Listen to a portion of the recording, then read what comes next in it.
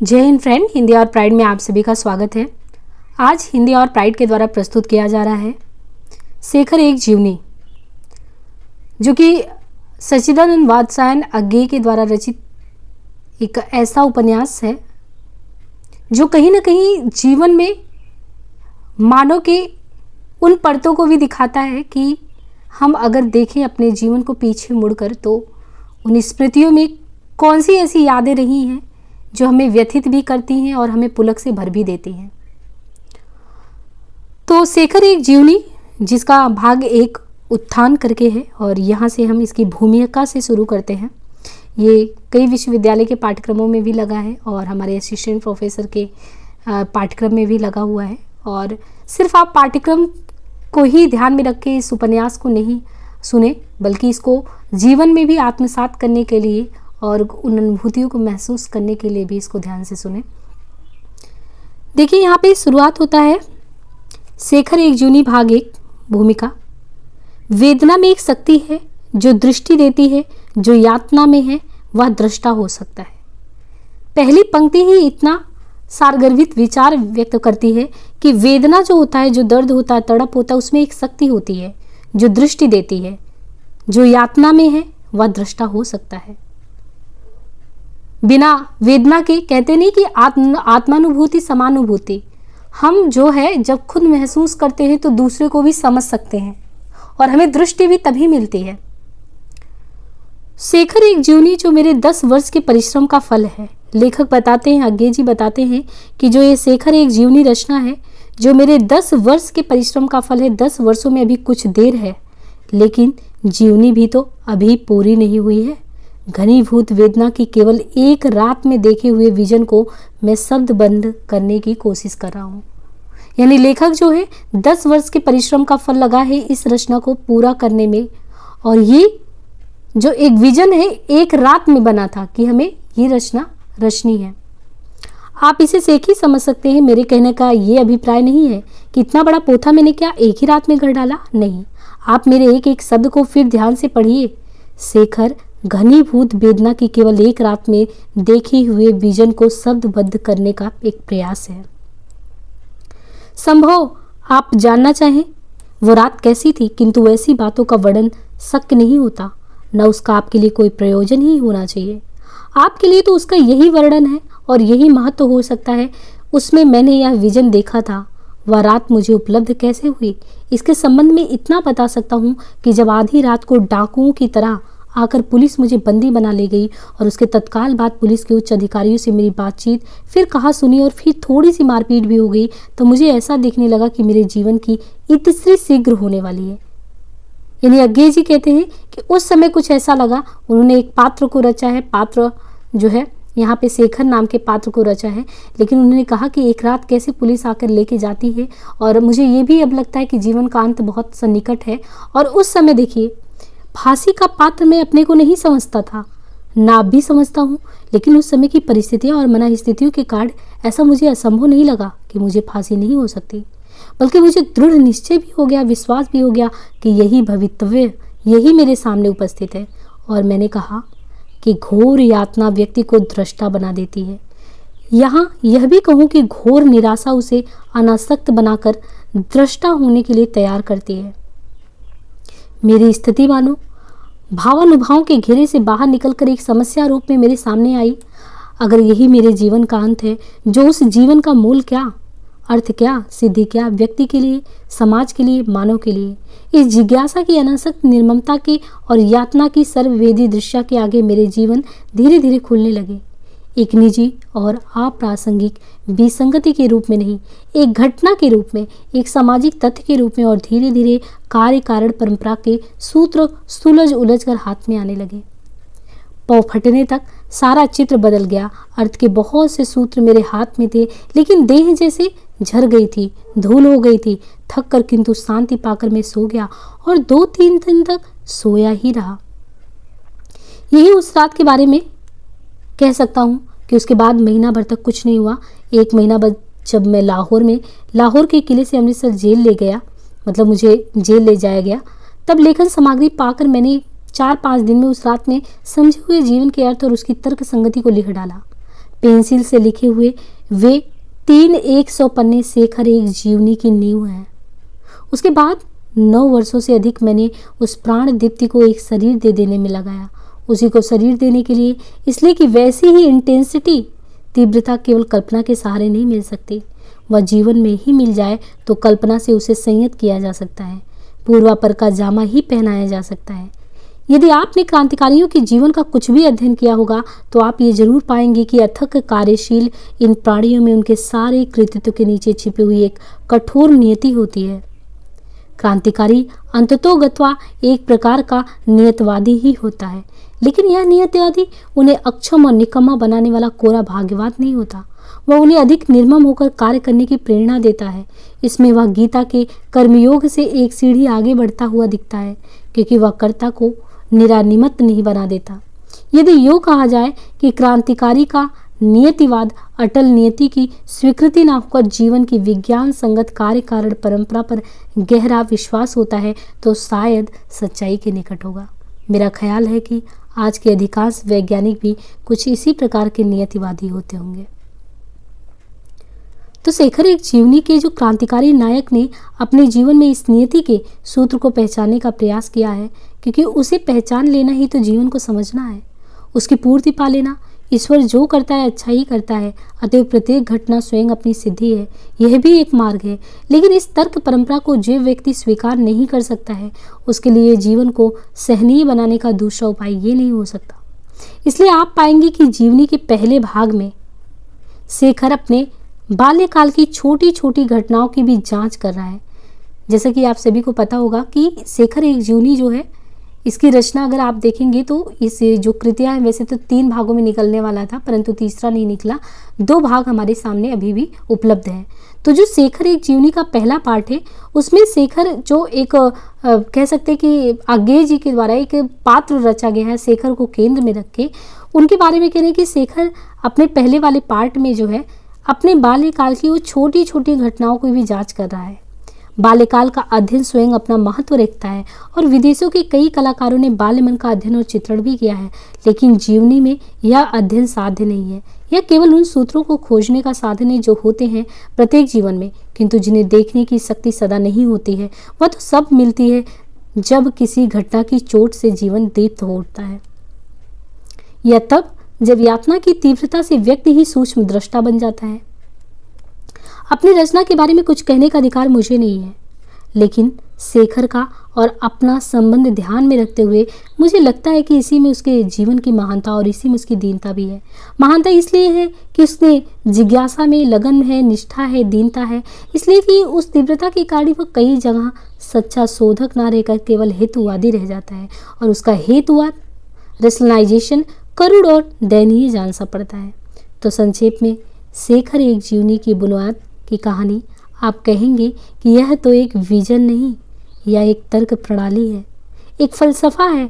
लेकिन मैं मानता हूँ कि फलसफा भी अंततः दृष्टि ही है, विजन है, और अपनी धारणा की पुष्टि के लिए फलसफे के हिंदी नाम की शरण लेता हूँ, दर्शन। तो फ्रेंड्स, आपको हो सकता है कि शेखर एक जीवनी का अभी जो पूर्व पीढ़ का बाधी गई है बहुत ही कम समझ में आ रहा हो, परंतु धैर्य रखिए और विश्वास भी रखिए कि आप इसको लास्ट तक पढ़ते पढ़ते एक कह सकते हैं ना कि अपने भी अंदर की चीज़ों को एक खोजने का प्रयत्न करेंगे। शेखर एक जीवनी आज्ञेय जी की जो रचना है, कहीं ना कहीं इसमें उन्होंने अपने को देखा, अपने को झांकने की कोशिश की है, और हर एक व्यक्ति का एक वो भी किरदार होता है जो अंततः समय के साथ आप कहते हैं कि वो खो जाता है। तो शेखर एक जीवनी के माध्यम से शायद आप उस चीज़ को झांक पाएँ। यहाँ पे देखिए शुरू होता है कि क्या ये जीवनी आत्मजीवनी है, ये हम सभी के मन में रहता है कि शेखर एक जीवनी, इसका मतलब लगता है कि ये आगे के जीवन की कथा हो सकती है, उनके आत्मघटित कथा हो सकती है। परंतु आप देखिए जैसा जैसा पढ़ते जाएंगे, जवाब पाते जाएंगे, ये प्रश्न अवश्य पूछा जाएगा, बल्कि शायद पूछा भी नहीं जाएगा, क्योंकि पाठक ऐसा पूर्व धारणा बनाकर चलेगा। हिंदी में जहाँ प्रत्येक कवि अपनी स्त्री को लक्ष्य करके लिखता है, जहाँ वियोग की कविता इतने भर से प्रमाणित मान ली जाती है कि उसे अमुक जी ने अपनी पत्नी के देहांत के बाद लिखा होगा। जैसे हम लोग जयशंकर प्रसाद जी को कहते हैं कि आंसू जो रचना रची गई है कहीं ना कहीं वो पत्नी के स्मृति में ही लिखा गया है। तो बहुत सारी रचनाएं तो ध्यान में रख के लिखी जाती है, परंतु क्या जितने भी लेखक होते हैं वो सदैव आत्मघटित ही लिखते हैं? व लोगों की अनुभूति को अपने लेखनी में नहीं उतार सकते। तो यहाँ पे अज्ञे जी का यही प्रश्न है हर हिंदी के पाठक वर्ग से कि आपने तो पहले ही ये अपने मन में कल्पना कर ली होगी कि जो आप ये पढ़ रहे हैं रचना, ये अज्ञे जी का आत्मघटित घटना है। परंतु आप देखिए वो क्या कहते हैं कि वहाँ यही आशा करना व्यर्थ है कि शेखर जो केवल एक जीवनी ही नहीं, एक व्यक्ति की अपने मुंह की कही हुई जीवनी है, उसके लेखक की जीवनी नहीं मान लेनी चाहिए। मुझे याद है 3 वर्ष पहले जब मेरी एक कविता द्वितीय छपी थी, तब उसके कई एक पाठकों ने मुझे संवेदना के पत्र लिखे थे और एक ने यहाँ तक तो लिख दिया था कि मुझे आपसे पूरी सहानुभूति है, क्योंकि स्वयं उसी परिस्थिति में होने के कारण मैं आपकी अवस्था बखूबी समझ सकता हूँ। तो अज्ञे जी को ये पता था कि पाठक वर्ग जो है इसको समझेगा कि पूर्ण रूप में उनकी खुद की जीवनी है।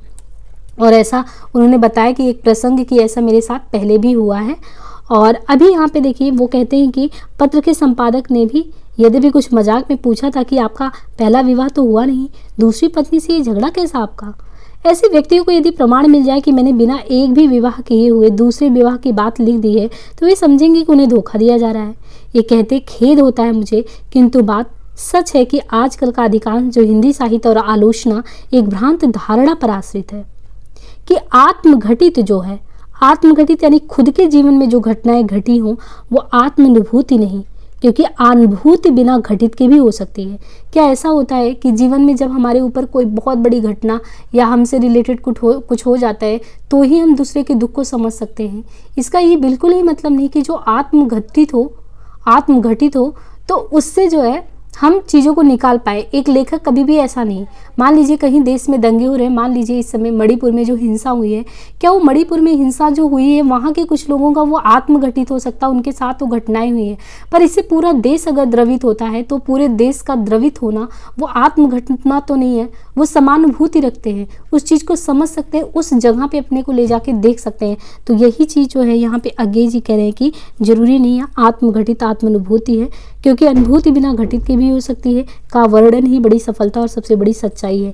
ये बात हिंदी के कम लेखक समझते या मानते हैं कि कल्पना और अनुभूति सामर्थ्य जो सेंसिबिलिटी होती है उसके सहारे हम दूसरे के घटित में प्रवेश कर सकते हैं, और वैसा करते समय आत्मघटित की पूर्व धारणाओं और संस्कारों को स्थगित कर सकना, ऑब्जेक्टिव हो सकना ही लेखक की शक्ति का प्रमाण है। इसके विपरीत लेखकों में ऐसे अनेक मिल जाएंगे जैसी अनुभूति। मैं फिर कहता हूँ कि आत्मघटित ही आत्मानुभूति बिल्कुल नहीं होता। फिर भी देखिए घटित भी आधार आत्मानुभूत हो सकता है यदि हम में सामर्थ्य है कि हम उसके प्रति खुले रह सके। को परकीय, सेकेंड हैंड, अतएव घटिया और असत्य कहेंगे। ऐसे व्यक्तियों के लिए टी.एस. इलियट की उस उक्ति का कोई अर्थ नहीं होगा जो वास्तव में इसका एकमात्र उत्तर है। There is always a separation between the man who suffers and the artist who creates, and the greater the artist the greater the separation. भोगने वाले प्राणी और सृजन करने वाले कलाकार में सदा एक अंतर रहता है, और जितना बड़ा कलाकार होता है उतना ही भारी ये अंतर होता है। तो ये बहुत बड़ी बात है कि भोगने वाले प्राणी और सृजन करने वाले कलाकार में सदा एक सा अंतर रहता है, और जितना बड़ा कलाकार होता है उतना ही भारी ये अंतर होता चला जाता है।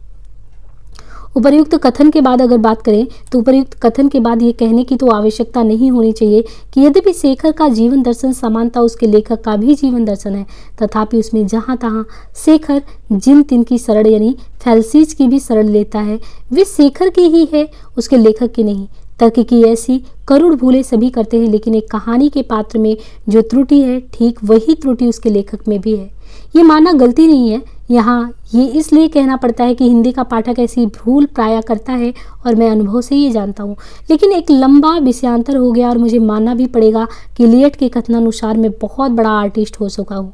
शेखर का एक भी पात्र नहीं है जो न्यूनाधिक मात्रा में एक संश्लिष्ट कंपोजिट कैरेक्टर नहीं है, तथापि मेरी अनुभूति और मेरी वेदना शेखर को अभिसंचित कर रही है, और यह अभिसंचन ऐसा है कि उसे यह कहकर छुटकारा भी नहीं पाया जा सकता कि अंततोगत्वा सभी गल्प साहित्य आत्मकथा मूलक है। अपने ही जीवन का चित्रण नहीं तो प्रक्षेपण है, अपने स्यात की कहानी है। शेखर में मेरापन कुछ ज़्यादा है।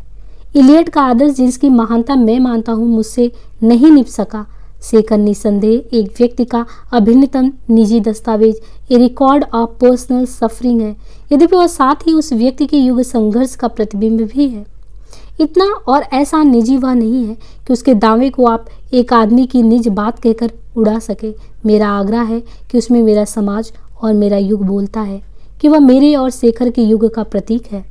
लेकिन इतना सब होते हुए भी मैं जानता हूँ कि इस उपन्यास का सूत्रपात दूसरी परिस्थिति में और दूसरे ढंग से और शायद दूसरे अधिक सामर्थ हाथों से हुआ होता तो इस भूमिका की आवश्यकता नहीं रहती और ना ही इसकी संपूर्ण उपेक्षा करते हुए पाठक के कहने की गुंजाइश रहती कि शेखर में घटनाओं की तो बात ही क्या, स्थान भी लेखक के देशाटन की परिचर्या से मेल खाते हैं। यद्यपि यह कहने के लेखक को मेरे संबंध में विशेष रूप से जानकर होना पड़ता। इस अंतिम साम्य के बारे में एक बात मैं कह दूं, शिशुमानस के चित्रण की सच्चाई के लिए मैंने शेखर के आरंभ में ये खंड हैं उन खंडों में घटना स्थल अपने ही जीवन से चुने हैं। फिर क्रमशः बढ़ते हुए शेखर का जीवन और अनुभूति क्षेत्र मेरे जीवन और अनुभूति क्षेत्र से अलग होता चला गया है। यहाँ तक कि मैंने ये स्वयं अनुभव किया है कि मैं एक स्वतंत्र व्यक्ति की प्रगति का दर्शक बना हूँ और इतिहासकार भी। उसके जीवन पर मेरा किसी तरह का विवश नहीं रहा।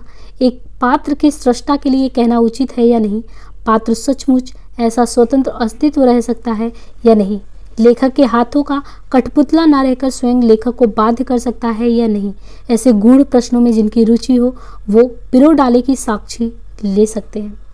तो यहाँ पे अज्ञे ने साफ साफ ये कह दिया है कि जो उन्होंने ये जीवनी शेखर एक जीवनी लिखा है जिसमें उन्होंने एक पात्र शेखर को गढ़ा है, उसमें उन्होंने अपने जीवन के कुछ अंगों को जरूर लिया है, लेकिन समय के साथ वो जो है जो शेखर है वो पात्र अपने ही जीवन में जो गति है उसको पकड़ लिया है। जरूरी नहीं कि वो गति अज्ञे के साथ ही तालमेल बिठा हो। उसमें खुद जो लेखक है यानी अज्ञे जी है एक दर्शक की भांति जो है उसको देखते हैं शेखर का जीवन आगे कैसे बढ़ता है। जीवनी का सूत्रपात कैसे हुआ और उसे पाठक किस रोशनी में देखें, इसके बारे में मुझे जो निवेदन करना था वो मैं कर चुका, लेकिन शायद इसके बाद भी कुछ कहने को रह जाता है क्योंकि पाठक के सामने इस भूमिका के साथ जीवनी का एक भाग पहुंचेगा, 2 बाकी रह जाएगा। तो मैंने ये पहले ही बताया था आपको कि इसका 3 भाग निकलने वाला था और ये तो जीवनी का 1 भाग है, बाकी 2 भाग अन्य हैं, तीसरा छपा नहीं, बाकी दूसरा भाग भी है जो 1944 में छपा था। तो जो शेखर एक जीवनी है ये 3 भागों में विभक्त है। 3 भाग एक ही कथा सूत्र से गुथे होकर भी अलग अलग ही प्रायः संपूर्ण है। कहा जा सकता है कि जीवनी वास्तव में 3 स्वतंत्र उपन्यासों का अनुक्रम है। ऐसा नहीं भी होता तब उन्हें अलग अलग छापा भी जा सकता था। ऐसा होने पर तो विशेष सफाई देने की ज़रूरत है नहीं। एक भाग पढ़ने के बाद दूसरा पढ़ना नहीं चाहेंगे तो उनको ये सोचने की ज़रूरत नहीं कि उन्होंने अभी अधूरी कहानी पढ़ी है पर वक्त बर्बाद किया है। वे एक को ही पूरा उपन्यास मान सकते हैं। तो यानी जो हम जिसका वाचन कर रहे हैं अभी शेखर एक जीवनी पार्ट 1 का, तो आप इसको पढ़ेंगे तो इसी को आप कंप्लीट मान के चलिए। अगर आप सेकंड पढ़ना चाहते हैं तो वो भी पढ़िए, परंतु ये आपके मन में कभी भी नहीं होना चाहिए कि हमने अधूरा पढ़ा है। ऐसा खुद लेखक अज्ञे जी कह रहे हैं और ये भी कह रहे हैं कि मैं पक्षपात का शिकायत भी नहीं करूँगा। किंतु जो पाठक पहला भाग पढ़ते हुए ये जानना चाहते हैं कि शेष भाग वे क्यों पढ़ें व उनके बारे में कैसी पूर्व धारणा बनाकर चले, उनके लिए कुछ निवेदन करना यहाँ पे अप्रासंगिक नहीं होगा। अतः उन पाठकों के लिए मैं ये कहना चाहता हूँ कि अभिप्राय कि यदि उतना दम्भ कर सकूँ तो कहूँ कि संदेश की दृष्टि से शेखर के 3 भागों में एक एकांतता है। कालीन के रंग बिरंग बाने को जैसे मोटे और सख्त बटे हुए सूत का एक रंगा ताना धारण करता है और सहता है, उसी तरह जीवन के 3 भागों की रंगीन गाथा में मेरे अभिप्रेत मेरे कथ्य का एक तंतु है जो एक है अविभाज्य है। मेरी ओर से जीवन की आलोचना है और जीवन का दर्शन भी। जीवनी को गढ़ते हुए मैंने कथावस्तु गढ़ने का प्रयत्न किया है, इसलिए वह चाहे कैसी भी हो उसे लेकर मैं पाठक के आगे प्रार्थी के रूप में तो आ सकता नहीं, पर इतना कहूँगा कि यदि आप निर्णयता होने का फैसला करते हैं तो पहले पूरा पढ़ने की उदारता भी दिखाइए। निसंदेह हम इस जर्नी में आपके साथ रहेंगे, आप पूरा ही पढ़िए। और कहीं ना कहीं ये देखिए एक ऐसे लेखक अज्ञे जी को अगर आप देखेंगे उनके विराट जीवन के व्यक्तित्व में, तो उनके जो विभिन्न पहलू हैं साहित्यिक से इतर जीवन के, तो बौद्धिक विवेचना अगर उनकी बातों की जाए तो बहुत ही ज़्यादा मतलब आप कहते हैं गूढ़ है ना। तो अगर आप इस जो शेखर एक जीवनी को पढ़ते हैं तो पढ़ते वक्त आप अपने लिए भी बहुत कुछ प्राप्त कर सकेंगे। शेखर से आपका साक्षात करा देने के बाद अब मैं वो लेखक खुद कह रहे हैं कि अब शेखर से तो आपका मैंने साक्षात करा दिया, अब मैं स्वयं अलग हट जाता हूँ, तब आप उससे स्वयं परिचय प्राप्त करें। शेखर कोई बड़ा आदमी नहीं है, वह अच्छा भी आदमी नहीं है, लेकिन वह मानवता के संचित अनुभव के प्रकाश में ईमानदारी से अपने को पहचानने की कोशिश कर रहा है। वह अच्छा संगी नहीं भी हो सकता, लेकिन उसके अंत तक उसके साथ चलकर आपके उसके प्रति भाव कठोर नहीं होंगे, ऐसा मुझे विश्वास है। और कौन जाने आज के युग में जब हम आप सभी संश्लिष्ट चरित हैं तब आप पाए कि आपके भीतर भी कहीं पर एक शेखर है जो बड़ा नहीं है, अच्छा भी नहीं है, लेकिन जागरूक और स्वतंत्र और ईमानदार है, घोर ईमानदार। तो देखिए लेखक कितने अच्छे से पाठकों से ये आग्रह कर रहा है कि विश्वास मानिए कि कहीं ना कहीं जिस पात्र को मैं गढ़ रहा हूँ, ऐसे आपके अंदर भी कोई शेखर छुप कर बैठा हो, और जब आप ये उपन्यास कंप्लीट करेंगे तो ये एहसास हो कि हाँ, एक शेखर मेरे अंदर भी है। पुनश्च ये द्वितीय संस्करण की भूमिका है, वो पहले संस्करण की भूमिका थी। यह संस्करण पहले संस्करण की पुनरावृत्ति है, किंतु जहाँ तहाँ कुछ संशोधन किया गया है। अंग्रेजी उद्धरणों के या वाक्यों के अनुवाद भी दे दिए गए हैं। प्रथम संस्करण में अनुवाद नहीं दिए गए थे, तो विद्वानों ने ये राय दिया कि छोटे छोटे पद्यांशों का गद्य अनुवाद भी कर दे और उनका चमत्कार नष्ट हो जाएगा। किंतु हिंदी के पाठक और आलोचक अपने अधिकार पर आग्रह किए कि प्राण रहे या न रहे, जो अनुवाद दिए गए दोनों भाषाओं जानने वालों को रद्दी और अनर्थ कर लगे। तो कहीं ना कहीं यहाँ पे लेखक ये बोले कि जो हमने द्वितीय संस्करण लिखा है उसमें जो अनुवाद करना था अंग्रेजी के, तो उसको भी कर दिया ताकि आप लोगों की सहूलियत जो है अच्छे से बनी रहे। अब यहाँ पे देखिए जो शुरू होता है शेखर एक जूनी भाग एक और प्रवेश, तो यहाँ से आप शेखर के जीवन में प्रवेश करते हैं। और देखिए हम शुरू करते हैं। फांसी। जिस जीवन को उत्पन्न करने में हमारे संस्कार की सारी शक्तियाँ, हमारे विकास, हमारे विज्ञान, हमारी सभ्यता द्वारा निर्मित सारी क्षमताएं या औजार असमर्थ हैं, जिस जीवन को उत्पन्न करने में हमारे संसार की जितनी भी शक्ति हैं, वो हमारा विकास भी हो सकता है, विज्ञान भी हो सकता है, सभ्यता भी हो सकता है, और निर्मित सारी क्षमताएं या औजार असमर्थ हैं उसी जीवन को छीन लेने में, उसी का विनाश करने में। ऐसी भोली हृदयहीनता फांसी। फांसी क्यों? अपराधी को दंड देने के लिए। पर इससे क्या वह सुधर जाएगा? इससे क्या उसके अपराधों का मार्जन हो जाएगा? जो अमिट रेखा उसके हाथों खींची है, वह क्या उसके साथ मिट जाएगी? फांसी दूसरों को शिक्षा देने के लिए। पर यह कैसी शिक्षा है कि जीवन के प्रति आदर भाव सिखाने के लिए उसी की घोर हृदयहीन उपेक्षा का प्रदर्शन हो? और इससे भी कभी कोई सीखा है क्या? मुझे तो फांसी की कल्पना सदा मुग्ध ही करती रही है। उसमें सांप की आंखों सा एक अत्यंत तुषार में किंतु अमोघ सम्मोहन होता है। एक सम्मोहन, एक निमंत्रण जो कि प्रतिहिंसा के इस यंत्र को भी कविता में बना देता है, जो कि उस पर बलिदान होते हुए अभागे या अतिशय भाग्यशाली को जीवन की एक सिद्धि दे देता है और उसके असमय अवसान को भी संपूर्ण कर देता है। तो यहाँ पे अज्ञेय जी, क्योंकि ये जो है अज्ञेय जी जब जेल में होते हैं और फांसी की सज़ा की बात होती है, तो यहाँ पे वो जो शेखर एक पात्र है वो अपने जीवन में यही सोच रहा है कि एक अंत रात है उसका और बहुत सन्निकट उसकी मृत्यु है और फांसी देने की बात की गई है। और वो कह रहा है कि क्या फांसी देने से सच में क्या शिक्षा दी जा सकती है कि हमें गलत नहीं करना है? और फिर कोई व्यक्ति कौन होता है जो जीवन को बना नहीं सकता, वो छीनने वाला?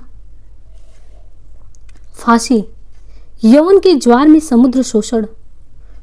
सूर्योदय पर रजनी के उलझे हुए और घनी छायाओं से भरे कुंतल, शारदीय नव की छटा पर एक भीम काय काला बरसाती बादल, इस विरोध में, इस अचानक खंडन में निहित अपूर्व भैरव कविता ही में इसको सिद्धि है।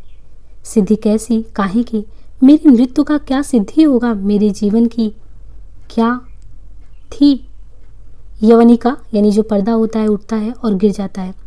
पर्दे आते हैं और बदल जाते हैं, किंतु यवनिका का प्रत्येक आक्षेप, पर्दे का प्रत्येक परिवर्तन अपने अवसान में लीन होकर भी नाटक के प्रवाह में एक बूंद और डाल जाता है। एक बूंद जो स्वयं कुछ नहीं है, किंतु जिसके बिना उस प्रवाह में गति नहीं आ सकती, जिसके बिना उसका अस्तित्व ही नहीं हो सकता। मैं अपने जीवन का प्रत्यावलोकन कर रहा हूँ, अपने अतीत जीवन को दोबारा जी रहा हूँ। मैं जो सदा आगे ही देखता रहा, अपनी जीवन यात्रा के अंतिम पड़ाव पर पहुंचकर पीछे देख रहा हूँ कि मैं कहाँ से चलकर किधर किधर भूल भटक कर कैसे कैसे विचित्र अनुभव प्राप्त करके यहाँ तक आया हूँ। और तब दिखता है कि मेरी भटकन में भी एक प्रेरणा थी, जिसमें अंतिम विजय का अंकुर था। मेरे अनुभव वैचित्र में भी एक विशेष रस की उपभोगेच्छा थी जो मेरा निर्देश कर रही थी। और जीवन यात्रा के पथ में जो पहाड़, तराहियां, नदी, नाले, झाड़ झंखाड़, आंधी पानी आए, उन सब में मेरा और केवल मेरे संबंध में एक ऐक्य था, जिसका ध्येय था किसी विशेष काल में, विशेष परिस्थिति में, विशेष स्थान पर, विशेष साधनों और उपायों से मेरे जीवन का विशेष रूप से समापन हो, जिससे उसे अपनी सिद्धि, अपनी सफलता और अपनी संपूर्णता प्राप्त हो। अब मैं अधूरा हूँ, पर मुझ में कुछ भी न्यूनता नहीं। अपूर्ण हूँ, पर मेरी संपूर्णता के लिए कुछ भी जोड़ने का स्थान नहीं। सिवाय इस प्रत्यावलोकन के, शायद जीवन पथ के अंतिम पड़ाव का पाथेय ही यही है, क्योंकि मुझे इससे और इस मात्र से तृप्ति मिलती है। सबसे पहले तुम शशि, इसलिए नहीं कि तुम जीवन में सबसे पहले आई हो या कि तुम सबसे ताजी स्मृति हो। तो एक व्यक्ति जिसको फांसी होने वाली है शेखर, और वो अपने पिछले दिनों को याद कर रहा है। जैसे मृत्यु सन्निकट होता है तो अचानक व्यक्ति को वो पूरे जीवन का एक वृत्तांत उसके सामने नजर आता है। तो फ्लैशबैक में जाके शेखर याद कर रहा अपने जीवन के उन दिनों को कि जीवन कैसे यहाँ तक बढ़ा और आज जीवन का अंत सन्निकट है। क्या क्या हुआ मेरे जीवन में, कैसी कैसी विचित्र घटनाएं घटी हैं और कैसे मैं यहाँ तक पहुँचा हूँ।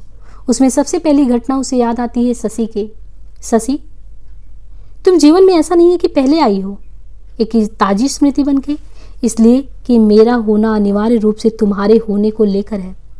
ठीक वैसे ही जैसे तलवार में धार का होना शान की पूर्व कल्पना करता है, तुम वह शान रही हो जिस पर मेरा जीवन बराबर चढ़ाया जाकर तेज होता रहा है, जिस पर मच मच कर मैं कुछ बना हूँ जो संसार के आगे खड़ा होने में लज्जित होने का कोई कारण भी नहीं जानता। तुम जीवित नहीं हो, मेरे शेखर के बनने में ही तुम टूट गई हो। शायद स्वयं शेखर के हाथों ही टूट गई हो। और मैं अपने मन में बार बार ये दोहरा कर कि शशि नहीं है, शशि मर गई है, शशि नहीं है, भी यह समझ नहीं पाता कि क्या हुआ। अपनी क्षति का कोई अनुमान नहीं लगा सकता, कोई अनुभव नहीं कर पाता। क्यों तेज तलवार कैसे यह जान पाए कि शान अब टूट गई है, जब तक कि वह स्वयं बूढ़ी ना हो जाए या टूट ना जाए और मैं अभी जीता हूँ, अभी जल रहा हूँ, अभी हूँ। पर तब मैं क्यों कहूँ कि तुम नहीं हो। जो शान तलवार को बनाती है वह तब तक की तलवार नहीं टूटती।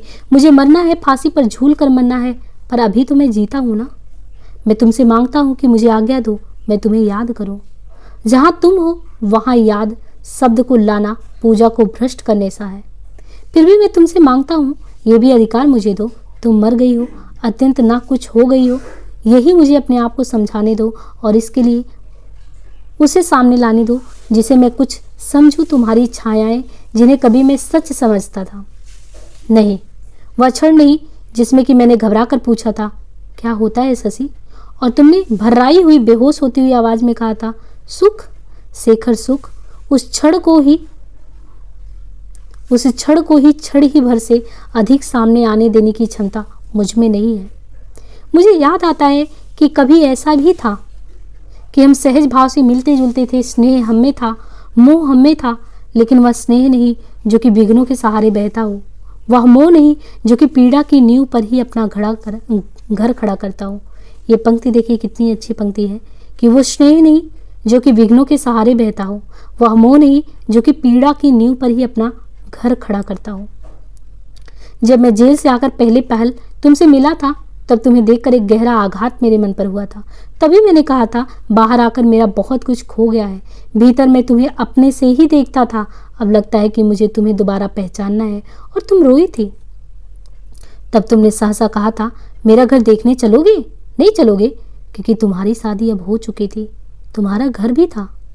मैंने तुम्हारा घर देखा और उन्हें भी देखा जिनके आधार पर वो घर तुम्हारा घर हुआ, और मुझे लगा तुम संतुष्ट बैठी हो, तुम्हारे जीवन के चलने के लिए एक पटरी निश्चित हो गई है और उस पटरी के इधर उधर कहीं कोई नहीं है। तब मेरा संकोच और दृढ़ हो गया कि मुझे दोबारा पहचानना है, तुम मेरी परिचित नहीं हो। मैंने कहा, शशि कुछ गाओ। तुमने कहा, अब मैं नहीं गाती वाती। क्यों, अब बहुत बुजुर्ग हो गई हो क्या? तुम हंस पड़ी और हंसी की ध्वनि के आश्रय ही मुझे एकदम वो क्षण प्राप्त हुआ जो जीवन में कभी कभी ही आता है। बहुत ही स्पष्ट अचूक दृष्टि से मैंने देखा, मेघाच्छन आकाश, प्रकाशहीन सायंकाल, पवन अचंचल, चंचला भी अदृश्य और उड़ते उड़ते सहसा पंख टूट जाने से विवश गिरता हुआ अकेला एक पक्षी जो गिरता है और फिर अपनी उड़ान, अपना स्थान पा लेने के लिए छटपटा रहा है और छटपटा रहा है। मैंने एकदम से तुम्हें पहचान लिया। तब मुझ में नहीं हो सका कि वहां बैठा रहूं। मैं विदा मांगकर चल पड़ा। तुम द्वार तक छोड़ने आई, देख लिया मेरा घर? हाँ देख लिया, बहुत कुछ देख लिया, कहकर मैं जल्दी से बढ़ गया और तुम उस अपने घर की परिधि में खड़ी रही। वंदावीर के समय में बने हुए मकानों के खंडहर, उनके आसपास बने हुए उनसे नए किंतु फिर भी बहुत पुराने मकान, ऐसे एक मकान में शेखर बैठा है। कमरे में वह बैठा है और वह वास्तव में रसद की कोठरी के एक और बनी हुई पुराने ढंग की खिड़की की चौखट है। चौखट जो चौड़ा है, बेडोल है, प्राचीनता से काला पड़ा हुआ किंतु कामदार है। इसी चौखट पर वह बैठा है, हाथ दोनों ओर लटक रहे हैं और सिर दाईं ओर बाहर को झुका हुआ है। कमरे की दीवारों में और खिड़की की चौखट में अनेक गलियों के निशान हैं। दीवारों में 2-4 जगह भीतर से गोलियां चलाने को मोर्चे बने हुए हैं। ये गोलियों के निशान और ये मोर्चे उस मकान के इतिहास की एक परिच्छेद है जिसे अब कोई नहीं पढ़ता। वो भी खिड़की में बैठा इन्हें नहीं देख रहा है। उसकी आंखों के सामने जो दृश्य है उसका इससे दूर का भी संबंध नहीं है। उन टूटी हुई दीवारों से घिरा हुआ एक छोटा सा आंगन है। उसके एक कोने में छोटा सा बेरी का एक वृक्ष, जिसकी छाया में एक टूटा सा अंधा कुआं। कुएं के पास पुराने ढंग की छोटी छोटी ईंटों का एक ढेर, कुछ पीले पीले उड़कर आए हुए पीपल के पत्ते। आंगन की दाई और दीवार के बाहर एक पीपल जिसके नीचे एक गाय बंधी है। उसे कुछ दूर एक छोटे से मंदिर का छत्र और सिरिस के पेड़ की कुछ फुनगियों की झांकी, और ये सब दोपहर की प्रशांत नीरवता में है। वह बैठा इसी को देख रहा है। शशि के पिता हृदय रोग से बीमार पड़े हैं। इस कारण सारा कुटुंब किसी अनिष्ट की प्रतीक्षा में भरा रहता है। एक काली छाया घर पर मंडराती रहती है और ऐसा जान पड़ता है कि घर के विभिन्न कमरों की नीरवताएं आपस में बहुत दबी हुई कानाफूसी किया करती हैं। इस विचित्र कांपती हुई नीरवता से बचकर वो यहाँ आकर बैठ जाता है और इस दृश्य को देखकर उसमें घर के वायुमंडल की गंध को भुलाने की चेष्टा होती है, क्योंकि वह कुटुंब के प्रत्येक व्यक्ति से स्नेह करता है, पर उससे या उपालंब पूर्ण सा मौन सहा नहीं जाता। उस घर की देवी है शशि, शशि उसकी बहन। वह शशि के ही कारण ही कॉलेज के सजीव और उन्मुक्त वातावरण से भागकर वो यहाँ आ जाता है। इस छाया में भी सांत्वना पाता है। वह उसकी सगी बहन नहीं है, पर उस संबंध से उसे यदि कोई अंतर जान पड़ता भी है तो दूरी का नहीं बल्कि और अधिक सामीप्यत्व का, एक निर्बाध सखा भाव का। वह भाव जैसे प्रातःकालीन सर्दीय धूप की तरह, जिसमें वह उस घर की ही नहीं अपने अंतर की भी छायाओं को सुला लेता है। वह सगी नहीं है, इसलिए शेखर उसे कभी याद नहीं करता, कभी देखता नहीं। अधिकार उसने नहीं पाया, पूजा ही पूजा उसने दी है। वह वहाँ स्वप्न देखा करता है और शशि स्वयं चित्र की तरह ना कर उसे आलोकित करने वाले प्रकाश की तरह आती है। विचार न होकर अनुभूति रहती है। वह अनुभूति कभी एक प्रखर कंपन में व्यक्त हो उठती है। शशि गाती है, उसकी आवाज़ में अलंकार नहीं, कलावन की बारीकियां और उसकी मनमोहक छलना नहीं, पर उसमें है एक प्रकंप में दीप्ति, शरतोकाल में सेकी हुई आग की मीठी गरमाई। उसमें है बेला के स्वर सा घनत्व, उसमें है उषा के समय दूर पहाड़ पर बजती हुई बीन की खींची हुई वेदना। उसमें है बरसात की घोर अंधेरी रात में सुनी हुई वंशी की मर्म भेदी आगरा, और इन सबके साथ साथ है यवन के गहरे और टूटने की सीमा तक आकार न टूटने वाले स्वर की ललकार। तो यहाँ पे जो शेखर है, शेखर की मौसेरी बहन होती है, यानी मौसी की बेटी होती है शशि, और बाल सखा से दोनों का जुड़ाव होता है। और वो गाती है क्या, एक गाना जिसे शेखर ने कई बार कई मुखों से सुना है, कई बार 1,000 व्यक्तियों के संवेद स्वर में भी सुना है, पर जिसमें उसने वह अर्ध व ऊर्ध्वमुखी ज्वाला कभी नहीं पाई। क्या था जो मुझ में जानना चाहता था उस गान को सुनकर, प्रेम या व्यथा, या युत्सा या तीनों, जो कुछ भी हो वह एक सम्मोहन की तरह छाकर मुझे दिखता था। वीरत्व के और रंग प्रांगण के उन्मुक्त स्वप्न जिनमें खोकर मैं अपने को अपनी ही शक्ति कि अपने ही बलिदानों की, अपने ही अग्नेय आत्मविसर्जन की कहानी सुनाने लगता। कहानी जिसका हेतु, जिसकी आंतरिक प्रेरणा शशि ही है, और उसे मेरे भीतर जागती थी एक पवित्र में वस्तु की चेतना, जिसके लिए मैं जिहाद करने को प्रस्तुत होता। मुझे लवलीन करती थी एक रहस्यमय भावना।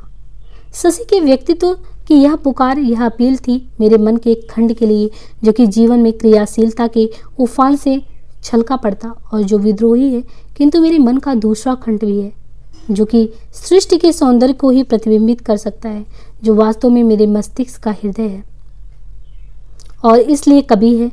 वह जागता था शशि की हंसी से। उस हंसी में कुछ था जो चौंका देता था, पर साथ ही वाणी की शक्ति को भी छीन लेता था।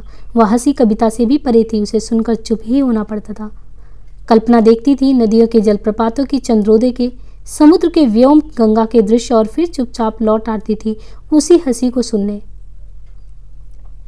मेघाच्छन्न आकाश, प्रकाशहीन सायंकाल, पवन अचंचल, चंचला भी अदृश्य, और आज वह पक्षी भी नहीं जो उड़ते उड़ते पंख टूट जाने से विवश होता, गिरता, पर अपना स्थान पाने के लिए छटपटा रहा होता।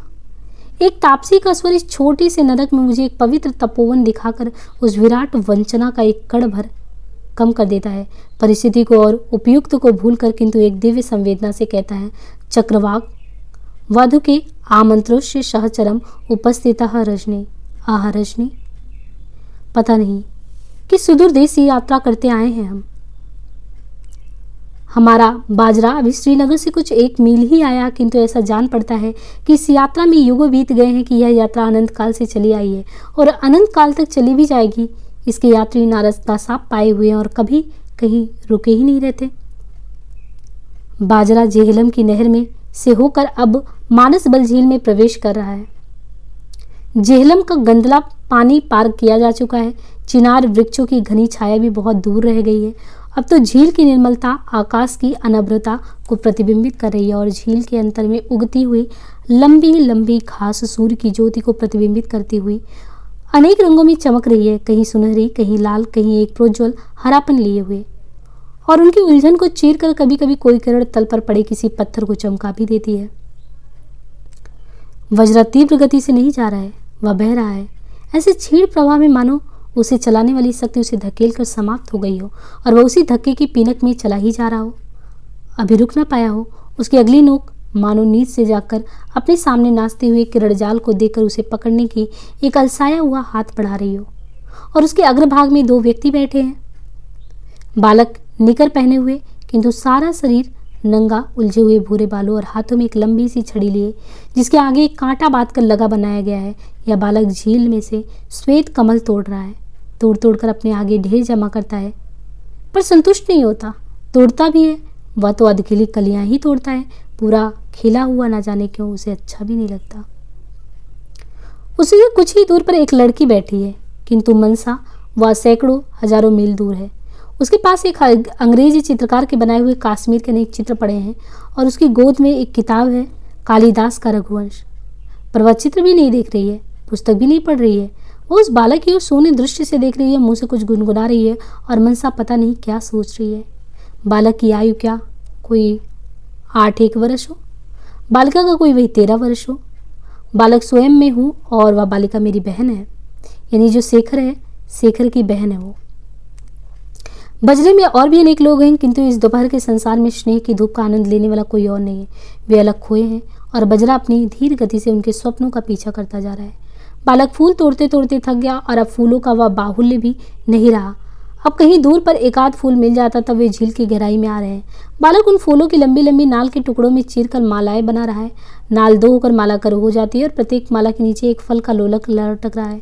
वह मालाएं बनाता जाता है और जब एक एक तैयार हो जाती हैं तब दबे दबे पाँव अपनी बहन के पास जाकर धीरे से उसके गले में डाल देता है। वह निश्चली बैठी रहती है, प्रत्येक बार एक स्वप्निल सी मुस्कान मुस्कुरा देती है और फिर खो जाती है। भाई ने उसे फूलों से लाद दिया, फिर उसकी तृप्ति नहीं हुई और वह भी उसे मना नहीं करती। फूल भी समाप्त होने को आए, कुछ एक भी नहीं रह गए, जिसकी एक आध पट्टी टूट गई। बालक सोच रहा है कि ये माला के उपयुक्त नहीं है, पर साथ ही उसे ये भी लगता है कि मालाएं थोड़ी ही रह गई हैं, अभी तो कई और लादी भी जा सकती हैं। तब वह हा प्रतिव होकर अपराधी सा बहन के पास जाकर कहता है, बाकी तो अच्छे ही नहीं है। उसका असंतोष देकर बहन हंसती और कहती है, बहुत है और क्या कुलच दोगे, और फिर खो जाती है। बालक उसके पास बैठ जाता है, पूजा के भाव से उसकी गुनगुनाहट सुनता हुआ, मानो देवी उसे वरदान दे रही हो। वे शब्द मुझे आज भी भूले नहीं हैं। उन दिनों में उनका अर्थ नहीं जानता था, आज जानता हूँ, पर उन दिनों जो स्वप्न देखे थे, जो भाव जगाए थे, उनका अर्थ नहीं जान पाया, वे अर्थ से परे हैं। स्त्रियां यदि जीविता पहा हृदय के निहिता ना हंतिमाम। बहन को गाते गाते सुनते एकाएक कोई अज्ञात भाव बालक के मन में जागता है। वह एकाएक उत्पन्न नहीं हुआ, कई दिनों से धीरे धीरे उसके हृदय में अंकुरित हो रहा है, किंतु इसकी यह व्यंजनीय संपूर्णता नहीं है। आज ही मालाएं पहनाते समय और गायन सुनते समय उसके मानसिक क्षितिज के ऊपर आई एक अत्यंत कोमल स्पर्श से बहन के कपोल को छूकर बालक कहता है, कितनी अच्छी लगती हो तुम। उसकी शब्दावली में सुंदर और असुंदर, अच्छे और बुरे, सत्य और असत्य के लिए अलग अलग संज्ञाएं नहीं है। वह अबोध बालक है, पर सत्यम शिवम सुंदरम के तथ्य को भली भांति समझता है। इसलिए वह अपने हृदय के अप्रस्फुटित भाव को व्यक्त करने के लिए यही कह पाता है कि कितनी अच्छी लगती हो तुम। और बहन भी उसे समझती है। फिर वो हंसती है और एक बहुत छोट छीड़ सी लज्जा से अधिक सुंदर हो उठती है और मुंह फेर कर पानी में देखने लगती है। क्या उसमें अपना अलक्ष्य प्रतिबिंब देखने के लिए? मैं नहीं जानता, वह भी शायद ही जानती हो। और वह अब तक अज्ञात परिवर्तन सी बदल रही है। मैं अब भी उसे अपने सारे रहस्य कह डालता हूँ, किंतु उसे अब ज्ञात हो रहा है कि उसके अधिकार में एक स्वतंत्र रहस्यागार है, उसका हृदय। जिसे मोतियों की माला टूट गई हो और बिखरे मोतियों को फिर एक बेतरतीब लड़ी में पिरो दी जाए, उसी तरह मेरी स्मृतियों की तरकीब भी सा लगता है उलझ सा गया है। इसी दृश्य के साथ मुझे दिखता है एक और दृश्य, जिसमें पात्र भी वही है, उपकरण भी वही है, पर जिसकी आंतरिक प्रेरणा बिल्कुल ही अलग है। तो यहाँ पे देखिए शेखर जो है पिछले दिनों को याद किया, पहले शशि को, फिर अपनी बहन को।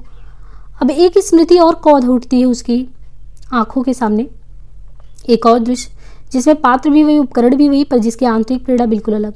वह दृश्य की दृष्टि से बिल्कुल इसके साथ है, किंतु मेरे जीवन के प्रभाव में ऐसा लगता है कि उसका इससे कोई संबंध ही नहीं है, और यदि कोई है भी तो यही कि ये दोनों दृश्य तो अत्यंत भावनाओं के समकालीन विकास के चिन्ह हैं।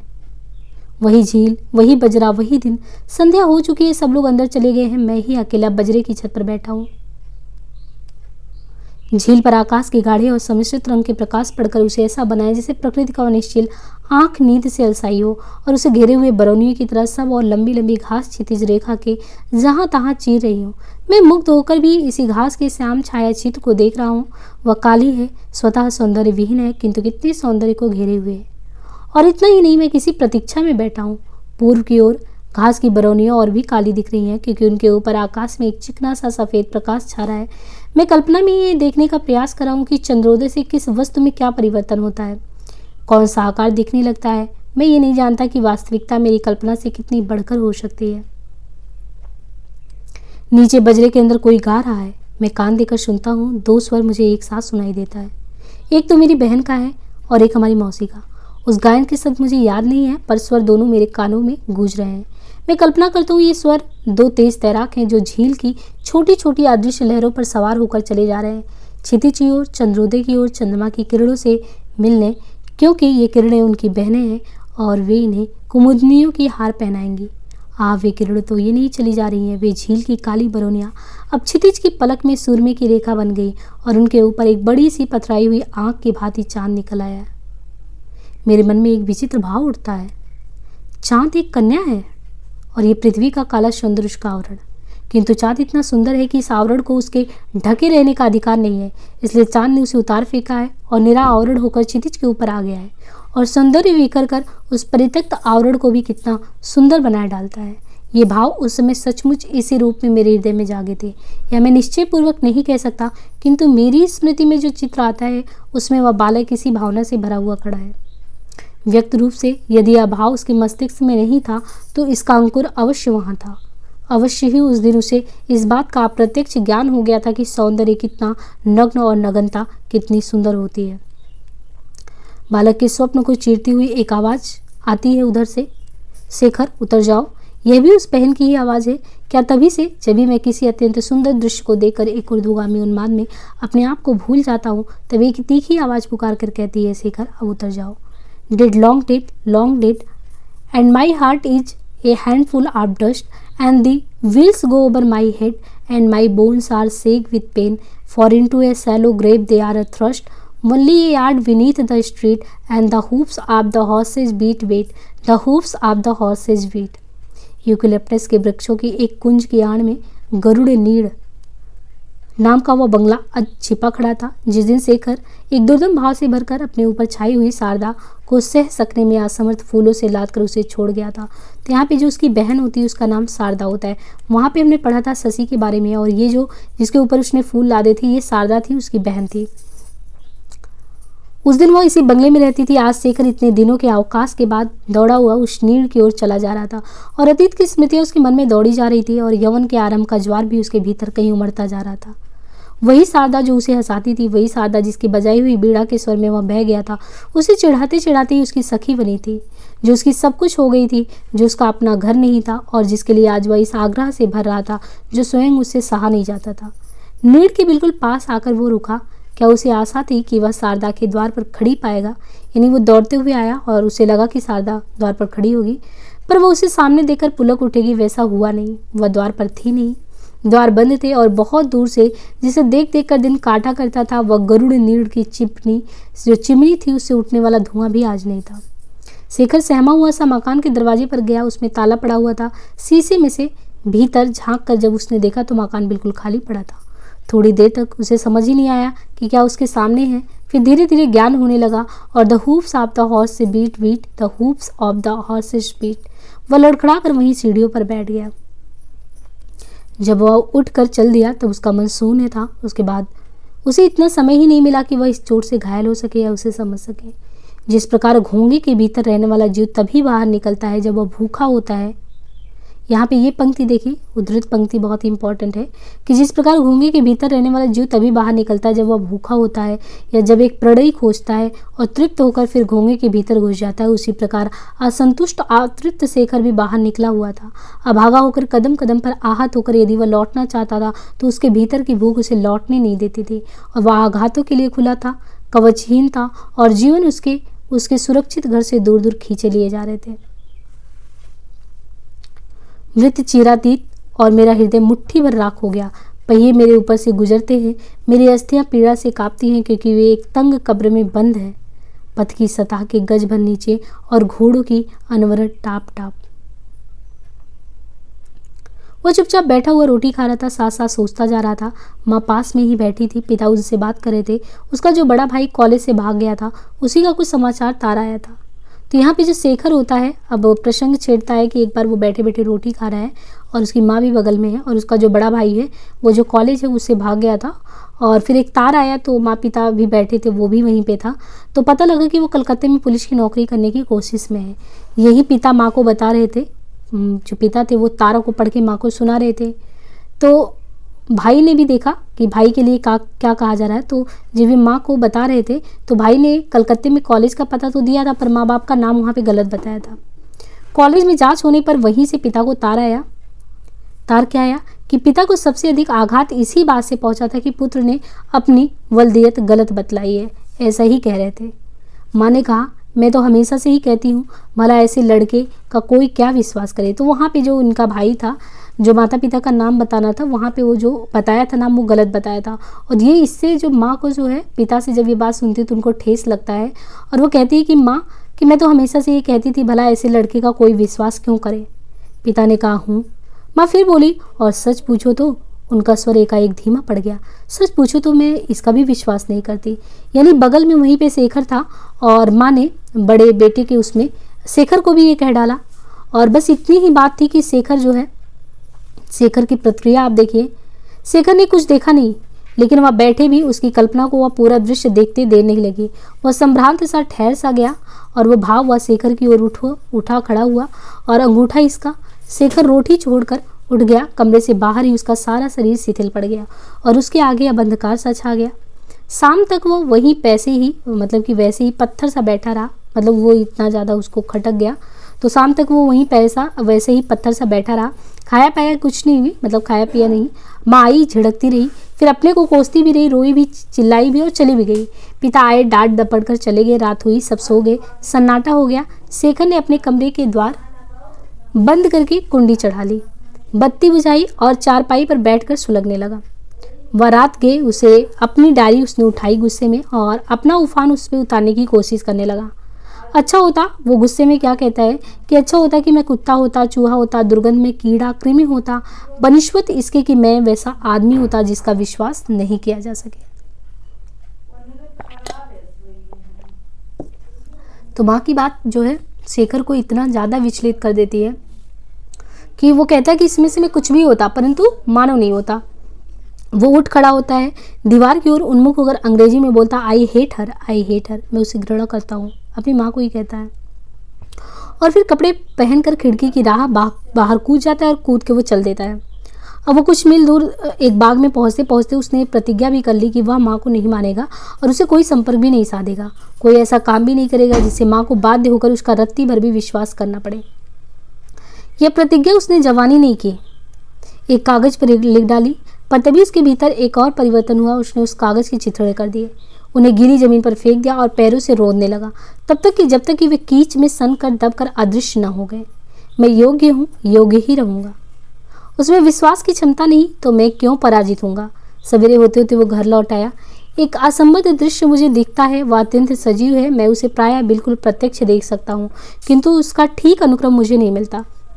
चित्र में अपना जो रूप मुझे दिखता है उससे मैं अनुमान करता हूँ कि इस उसी वर्ष की बात है।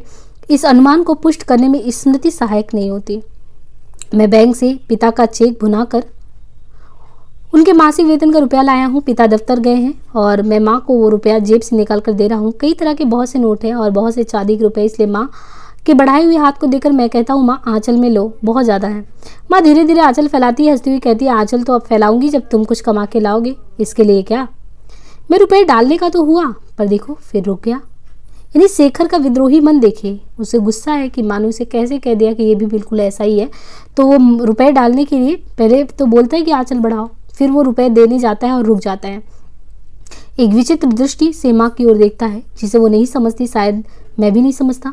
फिर उसके फैले हुए आंचल की उपेक्षा करते हुए मैं तिपाई खींचकर उस पर रुपए देता हूँ, गिन लो, और वहाँ से हट जाता हूँ। जब कभी मुझे विचार आता है कि मेरे आज यहाँ होने के कारणों में से एक कारण यह भी हो सकता है, यह विश्वास की प्रतिक्रिया, तब न जाने क्यों माँ को इस विराट परिवर्तन के लिए, इस इतने गहरे प्रभाव के लिए श्रेय देने की इच्छा नहीं होती। न जाने क्यों मेरा जी चाहता है उसके इतने भी उपकार का भागी ना हो, उसके इस अनिश्चित सत्य प्रभाव के लिए भी उसका आभारी ना रहूं। उस दिन के बाद सोते जागते चैतन्य में और सुसुप्ति में संग्राम और पलायन जितनी अधिक, और विश्वास अगर देखे तो अविश्वास कि उस भयंकर आकस्मिक ज्ञान का चित्र मेरे सामने आता है। उतनी बार कोई चित्र नहीं आया। मुझे याद है अपनी गिरफ्तारी के बाद पहले जब मुझे घर का विचार आया, तब यही था कि जब माँ सुनेंगी तब इस समाचार के प्रति उसका पहला भाव तो विजय का ही होगा ना। जैसे मैं तो जानती ही थी, मैंने कभी उसका विश्वास ही नहीं किया। फिर वह दुखी होंगी, रोएंगी भी, जलेंगी, पर उसका पहला विचार चाहे वह कितना भी क्षणिक क्यों ना हो, वो रोएंगी, जलेंगी या नहीं जलेंगी, तत्काल उनकी क्या प्रतिक्रिया होगी, ग्लानि क्यों ना उत्पन्न करे, पहला विचार तो यही होगा कि उससे यही आशा होनी चाहिए थी। और न जाने क्यों इस विचार ने मुझे बड़ी सांत्वना दी थी, एकदम शांत कर दिया था और पुलिस के अत्याचारों के प्रति सर्वथा निरपेक्ष बना दिया था। क्षमा हृदय का धर्म है। यहाँ पे देखिए ये जो पंक्ति है, क्षमा क्या है? क्षमा हृदय का धर्म है, लेकिन वो कर नहीं पाता। शेखर कह रहा है कि मेरी कमजोरी क्या है, और ऐसा बहुत सारे लोगों के साथ है कि मन में हमेशा द्वंद्व चलता है कि मुझे यहाँ पे मैं गलत हूँ, अंदर से आता भी आवाज़ की गलत हूँ, लेकिन ईगो है या कुछ भी कह सकते हैं कि वो अपने को प्रस्तुत नहीं होने देता है। तो शेखर भी कह रहा है क्षमा हृदय का धर्म है, ये तो मुझे भी पता है, परंतु मैं वो कर नहीं पाता ना। इस घटना से जो कुछ मुझ पर बीता उसी के कारण मैं क्रुद्ध हुआ, ऐसा नहीं है, कम से कम अब नहीं है। मैं जानता हूँ कि ये घटना ना भी हुई होती तब भी मैं इस दिशा में अग्रसर होता, यही बनता जो अब बनाऊँ। मेरे भीतर जन्मता ही कोई शक्ति थी या शक्ति का अंकुर जो मुझे आरुद्ध गति से इधर ही प्रेरित कर रहा था और करता रहा, चाहे माँ मुझसे या मेरे संबंध में कभी बात ही ना करती, या ज्ञान जहाँ एक और मुझे क्रोध नहीं करने देता, वहाँ दूसरी ओर कृतज्ञ भी नहीं होने देता। मुझे विश्वास है कि विद्रोही बनते नहीं उत्पन्न होते हैं, विद्रोही बनते नहीं हैं उत्पन्न होते हैं। विद्रोह बुद्धि परिस्थितियों के संघर्ष के सामर्थ्य जीवन की क्रियाओं से, परिस्थितियों के घात प्रतिघात से नहीं निर्मित होती। वह आत्मा का कृत्रिम परिवेष्टन नहीं है, उसका अभिन्नतम अंग है। मैं नहीं यह मानता कि दैव कुछ है, क्योंकि हम में कोई व्यवस्था, कोई बाध्यता है तो वह बाहरी नहीं भीतरी है। यदि बाहरी होती, परिकीय होती तो हम उसे दैव कह सकते थे, पर वह तो भीतरी है, हमारी अपनी। उसके पक्के होने के लिए भले ही बाहरी निमित्त हो, उसे व्यक्तिगत नियति, पर्सनल डेस्टिनी कह सकते हैं। मेरा ये अभिप्राय नहीं है। कार्ल मार्क्स जो है, जो कि मार्क्सवाद इतनी बड़े अगर देखेंगे तो दार्शनिक हैं, तो उन्होंने कहा कि मेरा ये अभिप्राय नहीं कि कार्ल मार्क्स ही उत्पन्न हुआ था, या कि सेली ने संसार से कुछ सीखा, या कि त्रास्की ने अपने संसार द्वारा उतना ही निर्मित नहीं हुआ जितना कि उसने संसार को बनाया। विद्रोही हृदय की एक विशेषता ये होती है कि वह अपने विकास में फैलते हुए नूतनतम विचारों को अपनाकर भी विद्रोही ही रह जाता है, क्योंकि वह अपने काल के अग्रणी लोगों से भी आगे ही रहता है। इसलिए तो प्रतिक्रियावादी जर्मनी में उत्पन्न होकर और पलकर भी आइंस्टीन विद्रोही हैं, और संसार की सबसे विराट, सबसे अधिक आग्नेय, घोरतम युग प्रवर्तक रूसी क्रांति की गोद में पलकर भी स्टालिन विद्रोही नहीं हो पाए, जूठन बीनने वाले ही रह गए। यदि ऐसा है तब तो विद्रोही विचारों का प्रचार करना व्यर्थ है। नहीं, यदि प्रचार इस आशा से किया जाए कि उसके द्वारा नए विद्रोही बनाए जा सकेंगे, विद्रोही सामर्थ्य उत्पन्न की जा सकेगी, तब तो वो निसफल होगा। किंतु यदि उद्देश्य ये रखा जाए कि इसके द्वारा पहले से विद्यमान क्रांति शक्ति का, बिल टू रिवॉल्यूशन का संचय किया जा सकेगा, उसे पथ निर्देश दिया जा सकेगा, तब ये जरूर है कि आशा फलीभूत होगा। और फिर जो विद्रोही होता है, विद्रोही एक तरीके से स्वाभाविक नेता है, उसके अनुयायी सभी विद्रोही ही हों, ये क्यों जरूरी है?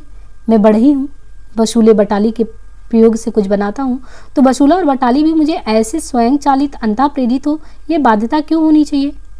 मैंने अनेक व्यक्ति ऐसे देखे हैं जो कहते हैं और समझते हैं कि किसी विशेष मानसिक प्रतिक्रिया ने उन्हें क्रांतिकारी बना दिया है, जैसे तिलक की अंत्येष्टि ने, मार्शल के दृश्यों ने, या जतिन दास की भूख हड़ताल लें, वे झूठ बोलते हैं।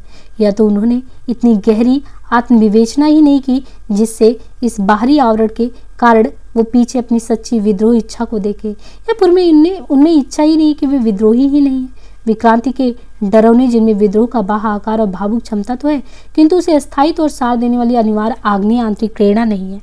किसी भी घोर खिंचाव काल में वे नंगे हो जाते हैं, उनका आंतरिक छूछापन, दिवालियापन प्रकट हो जाता है। नृसिंह की शक्ति और प्रभावशीलता का आडंबर करने वाले इन लोगों की गहराई में छुपी हुई भीड़ निकल पड़ती है और मिमियाने लगते हैं।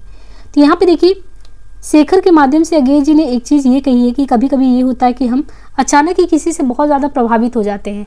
अब उन्होंने ये प्रभावित ये बताया है कि कभी उस समय के दौर में अगर देखें कि जब कभी लिख रहे हैं कि कई व्यक्ति हैं कि क्रांतिकारियों के कुछ विशिष्ट कामों से वो इतने प्रभावित हो जाते हैं कि कहते हैं कि मुझे भी ऐसा ही जीवन जीना है, यानी विद्रोही प्रवृत्ति जीना है, क्रांतिकारी बनना है। पर अगेय जी कहते हैं कि अगर आपके लिए उसके अंदर आंतरिक प्रेरणा नहीं है तो फिर ऐसी स्थितियाँ आती है ना कि आप मिमियाने लगते हैं। तो जो भी आडंबर करने वाले होते हैं तो वे समय पे आप देखिए तो बहुत जल्दी विचलित भी हो जाते हैं। बिल्कुल अगेय जी का कहना यही है। और आज हमारे नेता बार बार ये कहते हैं कि हमारा विद्रोह केवल मात्र आर्थिक है, हमारे घर में रोटी नहीं है, रोजी हमें मिलती नहीं है, हमें भूख है, इसलिए हम विद्रोही हैं। मैं समझता हूँ कि ये कहना क्षुद्रता है और अपना घोरतम अपमान है। दिन था जब धर्म की सत्ता थी, तब हमारे ढोंगी नेता विद्रोह को छोटा दिखाने के लिए कहा करते थे प्रजा का द्रोह धार्मिक नहीं सामाजिक है, हमें समाज सुधारने का अधिकार होना चाहिए। फिर समाज की सत्ता हुई तब वे ढोंगी उसका सामना करते हुए डरे और कहने लगे कि हम राजनीतिक पुनः संगठन की बात करते हैं। तब राजशक्ति की सत्ता हुई और वे कहने लगे हम राजनीतिक अपराध कब करते हैं, हम तो केवल अर्थ संकट की बात करते हैं। तो यहाँ पे देखिए बहुत बड़ी बात फिर कहते हैं कि हम कैसे समय के साथ बदलते रहते हैं। एक समय है जब हम कह रहे हैं कि नहीं हमको धर्म की सत्ता चाहिए, चलो वो भी मिला। फिर कहते हैं हम सामाजिक सत्ता के लिए मांग कर रहे हैं, चलो आपको समाज जो है एक तरीके से आपको स्वतंत्रता चाहिए, वो भी मिला, राजशक्ति भी मिली। फिर आप कहते हैं ये सब नहीं, मैं तो सिर्फ अर्थ संकट के लिए, यानी आज जो भी किसी को कोई मार दे रहा है, कुछ भी कर रहा है जिसमें मानवता का क्षरण हो गया, उसके पीछे सिर्फ और सिर्फ अर्थ संकट है और घर में भरा है पूरा खाने को। तो कहते कैसे लोग बदल जाते हैं समय के साथ। क्षुद्र क्षुद्र क्षुद्र, मैं कहता हूँ ओ विद्रोहियाँ आओ, पहले इसी दम को काटो, जानो समझो घोषित करो कि हम इस या उस व्यवस्था के नहीं, हम इसे ऐसे पन के ही इताद दृश्यत्व मात्र के विरोधी है। हम सभी कुछ बदलना चाहते हैं। हमारी विद्रोही प्रेरणा धर्म के, समाज के, राजसत्ता के, अर्थसत्ता के और अंत में अपने व्यक्तित्व के प्रति विद्रोही है। मूर्ति का निर्माण हो सकता है, मृत्तिका का नहीं। उसे मिट्टी से अच्छी प्रतिमा भी स्थापित की जा सकती है, पर बुरी भी। पर जहाँ मिट्टी ही ना हो वहाँ कितने ही प्रचार से, कितनी भी शिक्षा से, कितनी भी जाजल मान बलिदान से मूर्ति नहीं बन सकती। ये पंक्तियाँ बिल्कुल ध्यान रखिए, कितनी बड़ी बात है। मूर्ति का निर्माण हो सकता है, मृत्तिका का नहीं। उस मिट्टी से अच्छी प्रतिमा भी आप स्थापित कर सकते हो, बुरी भी। जहाँ मिट्टी ही ना हो, कितना ही प्रचार कर लो कि मिट्टी से ये बनता है, उसमें आपने बहुत सारी एजुकेशन भी दे दी, परंतु वो आप बना नहीं सकते क्योंकि उसका जो बेसिक चीज़ होना चाहिए, वो बुनियादी चीज़ वो तो है ही नहीं। विद्रोही हृदय को विद्रोही गढ़ने की आवश्यकता है। इसी प्रकार जैसे मृत्तिका को कलाकार के स्पर्श की, विद्रोही को संपूर्ण करने के लिए, एक मानव विभूति बनने के लिए मना शक्ति की, घोरतम नियंत्रण की, अथक परिश्रम की जरूरत होती है। वैसे ही जैसे मृत्तिका से एक कला का निर्माण करना होता है तो जितना परिश्रम चाहिए होता है, किंतु सब शिक्षा पाकर, सब कृत्रिम योग्यताएं प्राप्त करके उस आंतरिक शक्ति से हीन व्यक्ति उतना ही क्रांतिकारी हो सकता है जितना कि सब अलंकारों से अलंकृत किंतु प्रतिभा से ही चित्र एक कला की वस्तु हो सकता है। इसलिए मैं कहता हूँ, मैं विश्वास करता हूँ कि जिस प्रकार एक लियोनार्डो दा विंची को या एक रविन्द्रनाथ ठाकुर को उत्पन्न करने के लिए सहस्त्र वर्ष का परिश्रम अधिक नहीं है, यानी एक लियोनार्डो दा विंची का या एक रविन्द्रनाथ ठाकुर को उत्पन्न करने के लिए एक सहस्त्र वर्ष का परिश्रम जरूर अधिक नहीं है, उसी प्रकार एक संपूर्ण और आदर्श विद्रोही को उत्पन्न करके ही एक समूची शताब्दी बल्कि एक समूची संस्कृति सफल हो सकती है। कलाकार के लिए कला की अंतःशक्ति के उद्बोध के बाद सबसे महत्वपूर्ण विभूति है कला, कला के प्रति एक पवित्र आदर भाव। उसी प्रकार क्रांतिकारी के लिए क्रांति की अंतःशक्ति के बाद उसे महत्वपूर्ण वस्तु है क्रांतिकारिता के, विद्रोह भावना के प्रति एक पूजा भाव। इसी के द्वारा इसमें इतनी सामर्थ्य आती है कि वह अपने कार्य में अपने को खोकर उसमें व्यक्तित्व, सब्जेक्टिविटी को संपूर्णता लौलीन करके भी उसमें तटस्थ ऑब्जेक्टिविटी विवेचना कर सकता है। इसी के द्वारा वह बह सकता है, अपनी इच्छा से बहता है, मरता है तो आत्म बलिदान की भावना से मरता है, संसार में अपने को भुलाता है तो अपने व्यक्तित्व को पहचान कर। और इसी के द्वारा, केवल इसी के द्वारा वह अपने अनैतिक कार्य करके भी उनके दान से बचा रहता है, पाप करके भी पवित्र रहता है। और इन्हीं निष्कलंक पापों में क्रांतिकारी के लिए एक अत्यंत करणीय पाप है घृणा। क्रांतिकारी की बनावट में एक विराट व्यापक प्रेम की सामर्थ्य तो जरूरी है, साथ ही उसमें एक और वस्तु नितांत आवश्यक अनिवार्य है, घृणा की क्षमता। इसमें कभी एक न मरने वाली, जला डालने वाली घोर मारक, किंतु इतना सब होते हुए भी एक तटस्थ सात्विक घृणा की क्षमता, यानी ऐसी घृणा जिसका अनुभव हम अपने सचेतन मस्तिष्क से करते हैं, और ऐसी नहीं जो कि हमें भस्म कर डालती हो, पागल करके अपना दास बना लेती हो। निहिलिस्ट लोग इस बात को समझते थे। उन्होंने अपने सर्वभंजक आग्नेय उत्साह में घृणा को बहुत आर्थिक महत्व दे दिया था।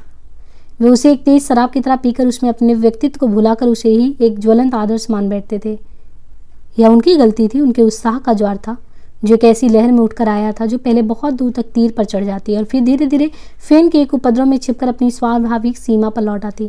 किंतु फिर भी उन्होंने इस प्रखर बौद्धिक घृणा का महत्व समझा था और उन्होंने इसकी प्रेरक शक्ति का पूरा प्रयोग किया था, पूरा लाभ उठाया था। और संसार इसे नहीं समझता। सामान्य जनता का सामान्य नैतिक विधान इसे अत्यंत ग्रहणीय गिनता है। उसके लिए घृणा एक अधोमुख प्रवृत्ति है जो मानवता का विनाश कर डालती है, जो इसके अतिरिक्त कुछ कर नहीं सकती। वे नहीं जानते थे कि इस भावना में कितनी शक्ति है, कितनी युगांतकारी शक्ति, यदि उसका उचित और बुद्धियुक्त प्रयोग किया जाए। मैं उस दिन की कल्पना करता हूँ जिस दिन हमारे देश के, हमारे संस्कार के क्रांतिकारी कहाने वाले व्यक्तियों में ऐसी प्रखर किंतु शीतल बौद्धिक घृणा जागेगी और वे उसे डरेंगे नहीं, उसे अपनाएंगे, उसकी प्रेरणा स्वीकार करेंगे और संसार को अपनी छाप बिठा जाएंगे, युगांतर कर जाएंगे और फिर भी एक नई युगांतकारी विद्रोह का बीज बो जाएंगे, क्योंकि विद्रोह अनंत है। यहाँ पे जो लेखक कह रहे हैं, अगर देखें कि अगर विद्रोह को देखा जाए तो विद्रोह जो है अनंत है, नित्य है, क्योंकि उसके उपकरणों में प्रेम के बाद सबसे बड़ा और सबसे अमोघ वस्त्र है यही बौद्धिक घृणा, सिवाय यातना के, घोरतम यातना के, क्योंकि यातना भी एक उच्च कोटि का और बहुत पवित्र अस्त्र होता है। पर मैं यातना की बात क्यों लिखूं? किसी भवन का और विशेषता लैंडस्केप में उस भवन की स्थिति का वर्णन करने के लिए उसे देखना पड़ता है, केवल समीप खड़े होकर बाहर से ही नहीं, किंतु उसे बहुत कुछ दूर हटकर भी। तब मैं कहाँ जाकर यातना को देखूं, कहाँ से उसे माप तोल कर परख कर उसका मूल्य और महत्व आंकूं। तब से मुझे ये जान पड़ता है कि मेरे मन के दो टुकड़े हो गए। कभी कभी तो दो से भी ज़्यादा लगते हैं, किंतु दो तो अवश्य ही लगते हैं। और जहाँ तक मैं स्वयं सोच पाता हूँ, इस ना भरने वाली दरार का कारण वह एक कल्पित चित्र ही है जो मेरे मन ने उस रसोई घर की दीवार को भेद कर रखा था उस समय जब कि माँ कह रही थी, मैं तो इसका भी विश्वास नहीं करती। तो लेखक ने इतना सारी चीज़ों को याद रखा। इस दरार का कोई कारण हो सकता है, कोई और समाधान भी हो सकता है, इसका निर्णय मनोविज्ञानवेत्ता ही कर सकते हैं। किंतु इतना मैं जानता हूँ कि इसका अस्तित्व है जरूर, क्योंकि कभी कभी मुझे स्वयं ज्ञात होता है कि मेरे मन के वे दोनों खंड घोर युद्ध कर रहे हैं, मेरी चेतना पर राजस्व पाने के लिए लड़ रहे हैं। और ऐसा भी होता है कि कभी किसी का प्रभाव बढ़ जाता है, कभी किसी का, और इसके फलस्वरूप मेरे कार्यों में एक प्रतिकूलता, एक असंबद्धता आ जाती है जिसे मुझे बाहर रूप से जानने वाले नहीं समझ सकते। यानी जो मुझे बाहर से जानते वो तो नहीं समझ पाते, किंतु जो मेरे व्यक्तित्व में एकाकार, एकभूत हो जाती हैं, हल हो जाती हैं। कभी ऐसा भी लगता है कि किसी भी खंड की प्रधानता नहीं है होती, तब वे मनक्षेत्र के विभिन्न केंद्रों पर अधिकार करते। और यदि हाथ एक के नियंत्रण में होते तो भूख दूसरे के, या चेतना एक के तो शारीरिक परिचालन दूसरे के, तब मैं ऐसा ही दिखता हूँगा जैसे कोई मशीन जिसके पुर्जे उलझ गए हों, किंतु जिसकी गति मंद ना हुई हो। यहाँ पे लेखक कहते हैं कि मैं पागल तो नहीं हूँ, किंतु कभी कभी ये सोचता हूँ कि मुझे पागलपन की इस ओर रखने वाली, सीमित कर देने वाली रेखा कितनी पतली है। शायद उतनी ही पतली जितनी घृणा और प्रेम में, क्रूरता या यातना में, या स्नेह और वैराग्य में, क्योंकि ये कभी अलग नहीं किए जा सकते। जहाँ प्रेम जितना उग्र होता है वहाँ वैसी ही तीखी घृणा भी होती है। जहाँ पे प्रेम जितना उग्र होता है वहाँ वैसी ही तीखी घृणा भी होती है। क्रूरता में केवल यातना दी ही नहीं जाती, स्वयं पाई भी जाती है। और स्नेह में स्नेह ही अपने को ही नहीं भूलता, स्नेह के पात्र को भी भूल जाता है। स्नेह क्या है? स्नेह एक चिकना और परिव्यापक भाव है कि उसमें व्यक्तित्व नहीं रहते। स्नेही अपने स्नेह के पात्र को कभी याद नहीं करता, क्योंकि वह उसे कभी भूलता ही नहीं। वह उसे इतना अभ्यस्त हो जाता है कि उसे कभी ध्यान ही नहीं होता कि इसे भी देखूं, इसे देखने के लिए एक अलग विशिष्ट प्रयत्न करूं। जैसे एक भली भांति प्रकाशित दृश्य को देखकर हम प्रकाश को अलग नहीं देखते, किंतु एक अंधियारे दृश्य को देखकर हठात पूछ बैठते हैं कि इसका कौन सा अंश प्रकाशमान है। किसी ने मुझे फूल भेजे हैं। यदि धूप और छाया एक दूसरे का परिपूरक है तो क्यों इन फूलों को देखकर ये भावना नहीं जागती, क्यों इस कोठरी के 5 कदम लंबे और 3 कदम चौड़े लोहे की कड़ियों से घिरे हुए अंधकार के टुकड़े में मुझे इन फूलों को देखकर संपूर्णता का भान नहीं होता? क्या इनके बिखरे बिखरे सफ़ेद सौंदर्य में खुली खुली सी पीली आंखें देखकर मुझे अत्यंत अपूर्ति अखंड शून्यता का अनुभव होता है? क्यों मेरे अंदर एक उत्कट विद्रोह, एक सर्वनाशक जिज्ञासा जागती है? भाड़ भाड़ बाण कारा, आघाते आघात कर, अरे आज की गान गे छे पाकी, ऐसे श्रवीर कर। जिसने ये फूल भेजे वो क्या समझती होगी कि उसने मुझे क्या भेज दिया, क्या मुझे भुलसाए डालता है, पर जिसके लिए मैं फिर भी उसका कृतज्ञ हूँ, वह मेरी शिष्या थी। तो यहाँ पे जो शेखर हैं वो अपने एक स्मृति में और किसी को याद करते हैं कि एक शिष्या थी जिसे वो पढ़ाते थे, वो उनके गुरु थे। मैं उसे केवल पढ़ाता ही था, पर वह मुझे कभी गुरु नहीं समझ पाई। उसके लिए मैं था एक बड़ा सा भाई, किंतु ऐसा भाई जिसे प्रेम किया जा सके, जिस पर झुका जा सके, जिसके आधार पर स्वप्न बुने जा सके और जो उपेक्षा से उन्हें तोड़ दे। मैं पढ़ाता था, बहुत मेहनत से लगन से पढ़ाता था, पर वो कुछ पढ़ती नहीं थी, सीखती भी नहीं थी। मैं उससे हमेशा कहता पिछला याद करके और निरर्थक सा मुस्कुरा देती। मैं उसको डांटता भी था, तब भी वो बिल्कुल नहीं पढ़ती थी। किताब सामने रखकर भी मननशीलता से उसे देखती नहीं थी, और जब उसको डांट देता था तो अजीब सी रोती भी थी। तब मैं स्नेह के स्वर में कहता, अच्छा ठीक है, आज मैं पढ़ा देता हूँ, पर कल तो तुम्हें दोनों सबक याद करके आना होगा। लेखक कहते एक दिन ऐसे में मुझे बहुत क्रोध आया। तब उसकी आंसू भरी आंखें देखकर मैंने झुंझलाए स्वर में कहा, पढ़ती लिखती तो कुछ नहीं हो, और कुछ कहता तो रो पड़ती हो, हटो कल से मैं नहीं आऊँगा। मैं उठ खड़ा हुआ। तब वो दीन स्वर में बोली, मुझे फुर्सत कहाँ मिलती है, अम्मा सारे दिन 25 काम बताती है। गुरु कैसे मान जाए। अम्मा भी आई, उनसे पूछा, इसे कितने समय पढ़ने के लिए आप देते हो? तो माँ बोलती, एक सारा दिन तो किताब लिए बैठी रहती, मैं तो पढ़ाई के डर से कभी कुछ कहती भी नहीं। क्यों, ठीक से पढ़ती नहीं है क्या? तो लेखक कहते मुझे सच कहना चाहिए था, पर मैंने कहा नहीं पढ़ती तो है, पर थोड़ी और पढ़ती तो सही रहता।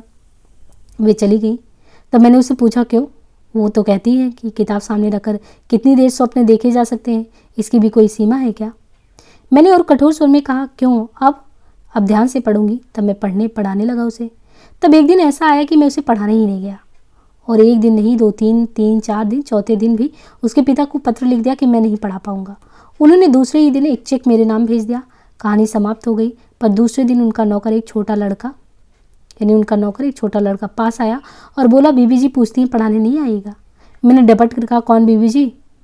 छोटी, उन्होंने बुलाया है। मैंने फिर पूछा, शीला ने? हाँ। उसे शायद पता नहीं था कि पढ़ाई कैसे समाप्त हो चुकी है। मैंने कहा उनसे, कहना नहीं आ सकता, उनके पिता ने पढ़ाई बंद कर दी है। वो चला गया। मुझे ये विचार नहीं हुआ कि मैं कैसी कायरता से झूठ बोलता हूँ। मैं यही सोचता रहा कि मैंने विजय पा ली है। उस विजय से ही मेरी हार हुई।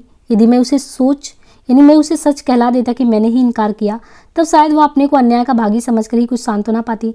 मैंने उसके लिए भी स्थान कहाँ छोड़ा, और तब से उसकी उलाहना भरी छाया मेरे साथ साथ आती रही और रोती सी कहती, झूठे झूठे। मैं उससे बचकर भागता हूँ। और अब इन फूलों को देखकर सोच रहा हूँ कि इन मुरझाए हुए फूलों से कहाँ भागूं, पर क्यों भागूं? तो ये जो लेखक है कहता, शीला मैंने तुम्हें धोखा नहीं दिया, अपने को अब तक अवश्य धोखा देता आया हूँ। मैं जो झूठ बोला था उसने तुम्हें नहीं बुलाया, मैं ही उसमें बोला था। पर आज मैं अपनी भूल जान गया हूँ।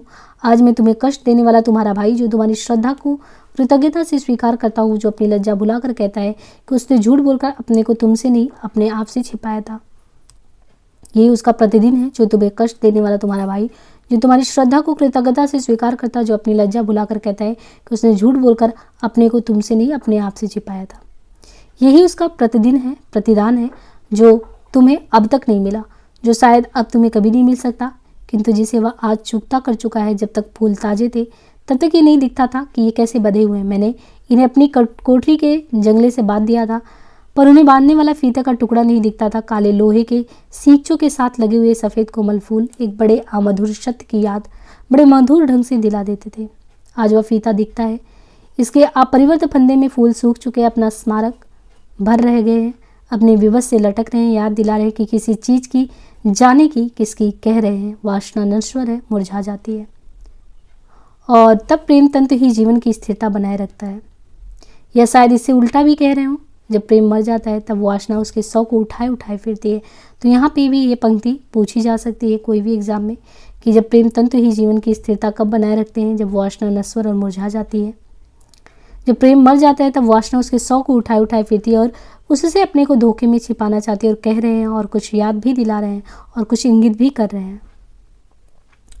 रम्य तटी रावी रावी का एक तट है जो और कैसा भी हो रम्य नहीं है। तट पर छोटी झाड़ियों और ठूंठे वृक्षों का घना जंगल, खिली हुई आग की तरह गर्म और निस्तब्ध रातें, ऊपर पेड़ों की सूखी शाखों में उलझा हुआ एक आध तारा, नीचे मरे हुए धूल से भरे पत्ते, एक बिखरा हुआ शव, उसके दोनों हाथ कटे हुए हैं, एक पैर भी कटा हुआ है। तो एक दृश्य और भी है कि एक बिखरा हुआ शव नीचे पड़ा हुआ है, दोनों उसके हाथ कटे हैं, पैर कटे हैं, अतड़ियाँ बाहर सी हैं। बहुत ही दर्दनाक दृश्य है।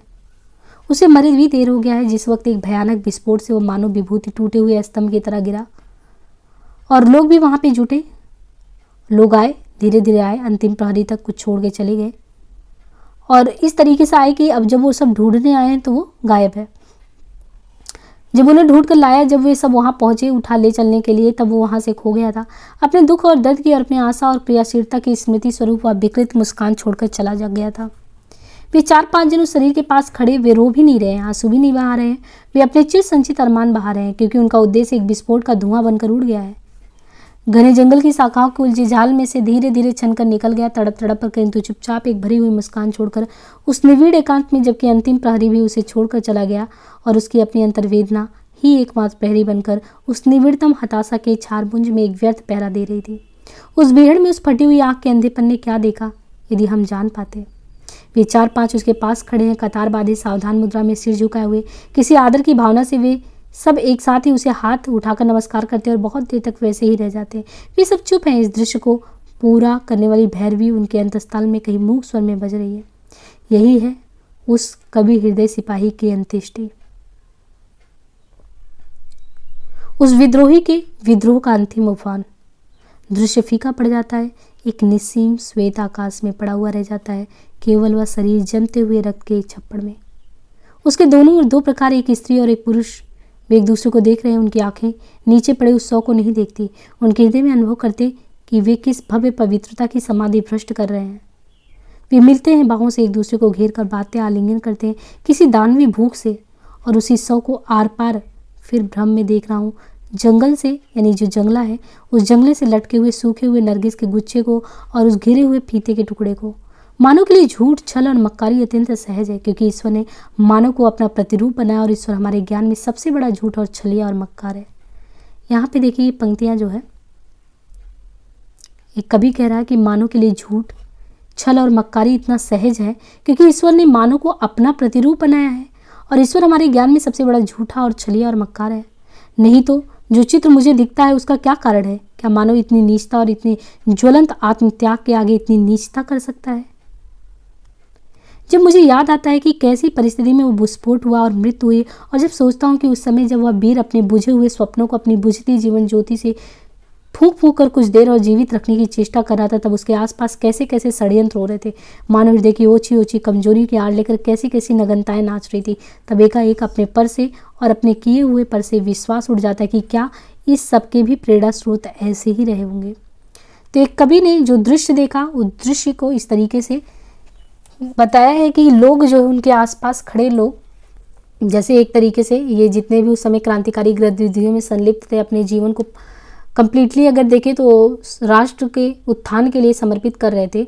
तो एक जो कविकार है वो बता रहा है कि क्या ये जो जैसे कोई विस्फोट हुआ और छत बिछत वो प्राणी पड़ा है, और उसके आसपास जो एक लीला रची जा रही, जो षड्यंत्र रचे जा रहे हैं, जहाँ भी मानवता तार तार उनको दिख रही है, तो वो कह रहे हैं कि क्या इसी सब के लिए, क्या इनके भी प्रेरणा स्रोत यही रहे होंगे। मैं सोचता हूँ कि यद्यपि हमारा सिद्धांत इस बात का स्वतः मान लेता है कि मानव की प्रत्येक प्रेरणा किसी भौतिक जरूरत से उत्पन्न होती है, और होती भी है। आजकल के इंसान में आप देखेंगे तो अलौकिकता थोड़ी है, भौतिकता ज़्यादा है। हमें ये करना है, वो चाहना है, तो सब की चीज़ के पीछे कि हमें इसी चीज़ का सुख प्राप्त करना है। उस सुख की प्राप्ति के लिए हम अनवरत मेहनत भी कर सकते हैं, वही उसका प्रेरणा स्रोत है। तो कहते हैं कि मैं सोचता हूँ कि आज का हमारा सिद्धांत तो यही कहता है कि मानव का हर एक चीज़, उसके केंद्र में जो प्रेरणा है वो भौतिक ज़रूरत तो है, तथापि हम इस बात से भी अखंड विश्वास करते हैं कि मानव में कोई ऊर्ध्वगामी शक्ति है, कोई नैसर्गिक सत्प्रेरणा भी। इन 2 परस्पर विरोधी मूल तत्वों का हल करना ही हमारी सबसे बड़ी समस्या है। इसके हल हो जाने के बाद अन्य प्रश्नों का तो कोई विशेष महत्व ही नहीं रहता, पर यह एक प्रश्न ही इतना बड़ा, इतना गूढ़ और इतना व्यापक है कि हमें पद पद पर इसके उदाहरण मिलते हैं। हम सारा जीवन ही इसके हल में बिता देते हैं, और फिर भी समस्या वैसी की वैसी रह जाती है।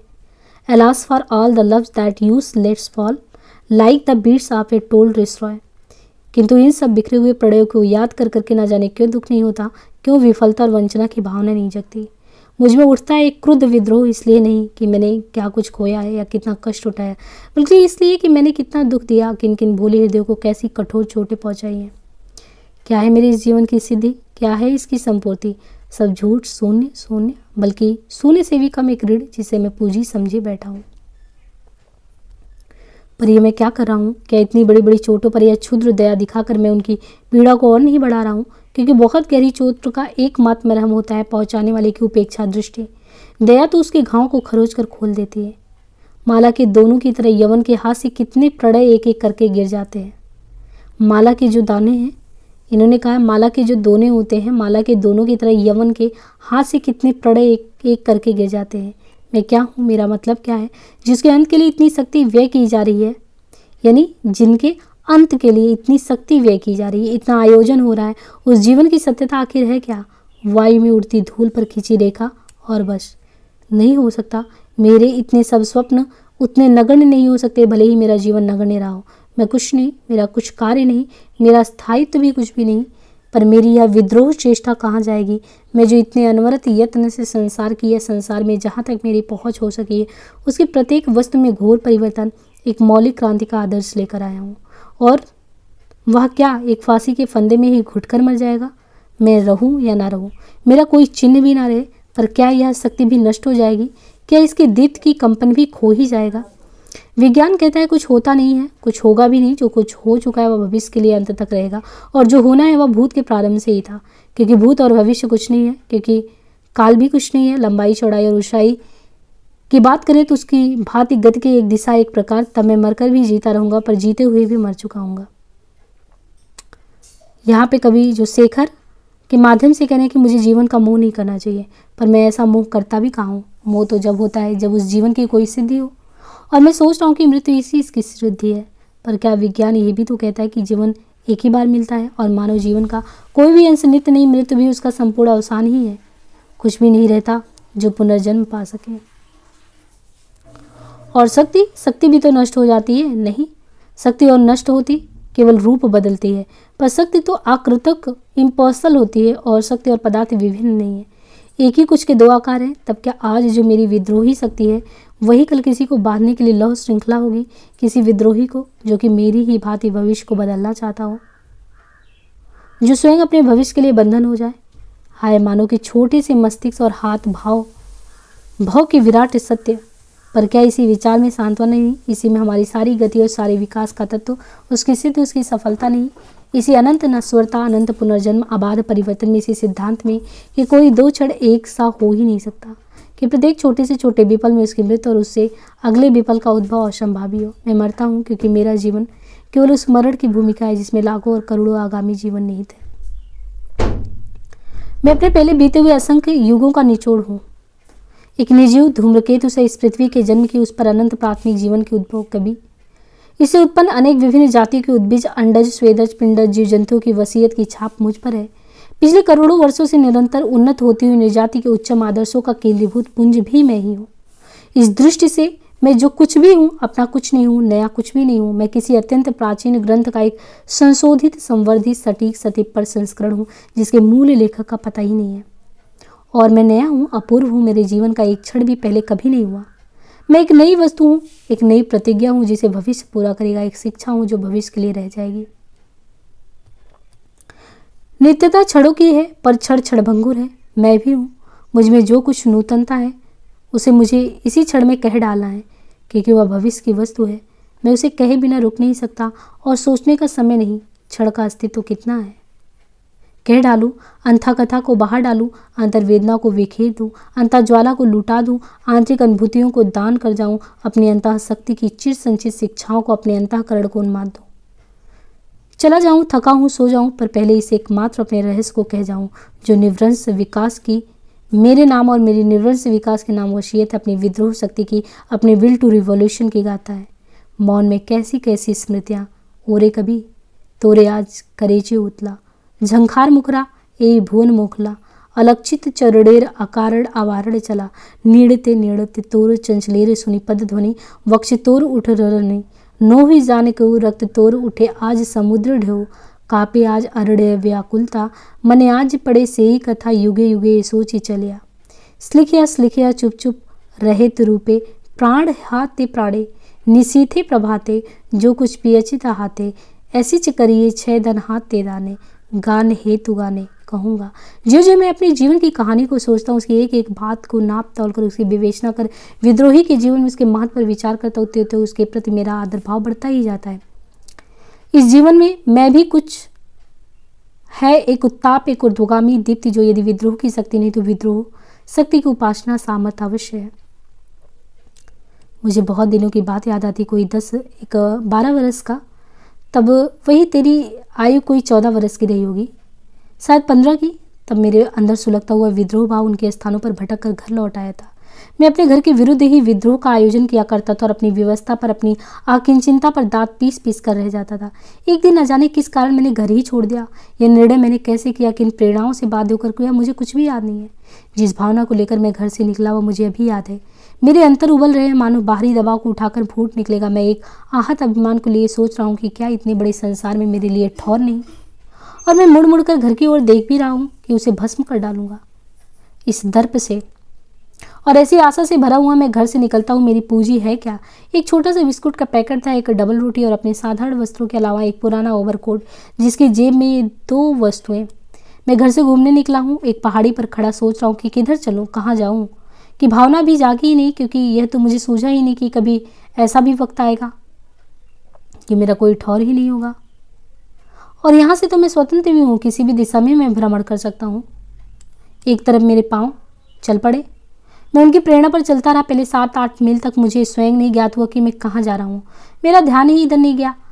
वह अभी तक पीछे की ओर देख रहा था और कुढ़ रहा था, पर 10-1 मील आकर मेरे ध्यान के लिए भी बहुत दूर रह गया वर।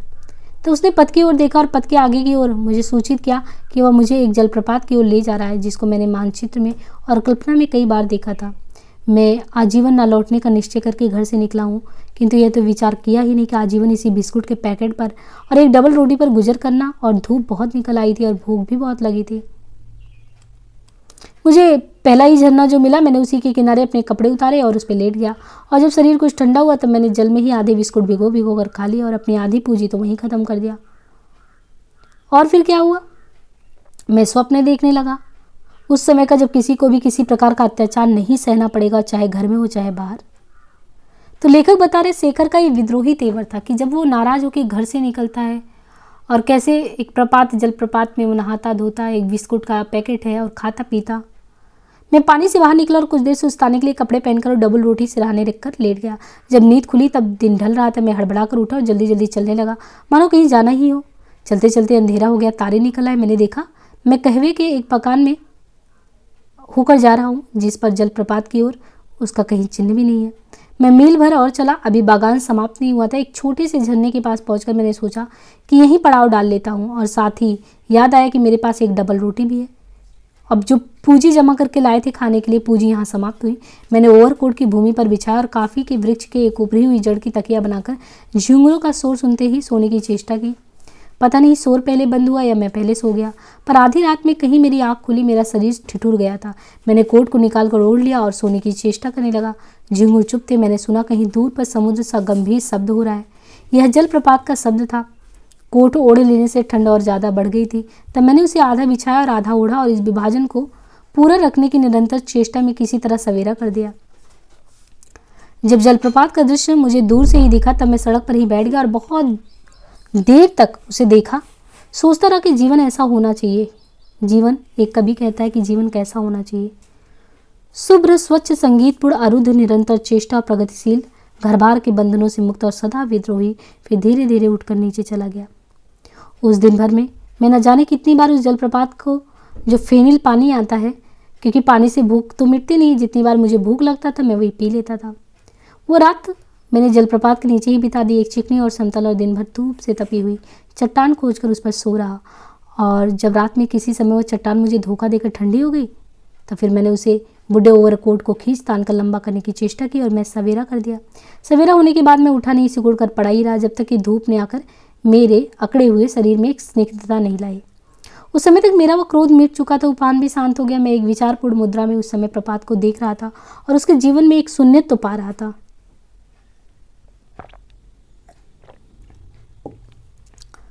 सोच रहा था कि इसकी परिवर्तनशीलता में एक प्रगूढ़ एक सरता है, इसकी निश्चिंतता उन्मुक्ता में एक परवस्था है।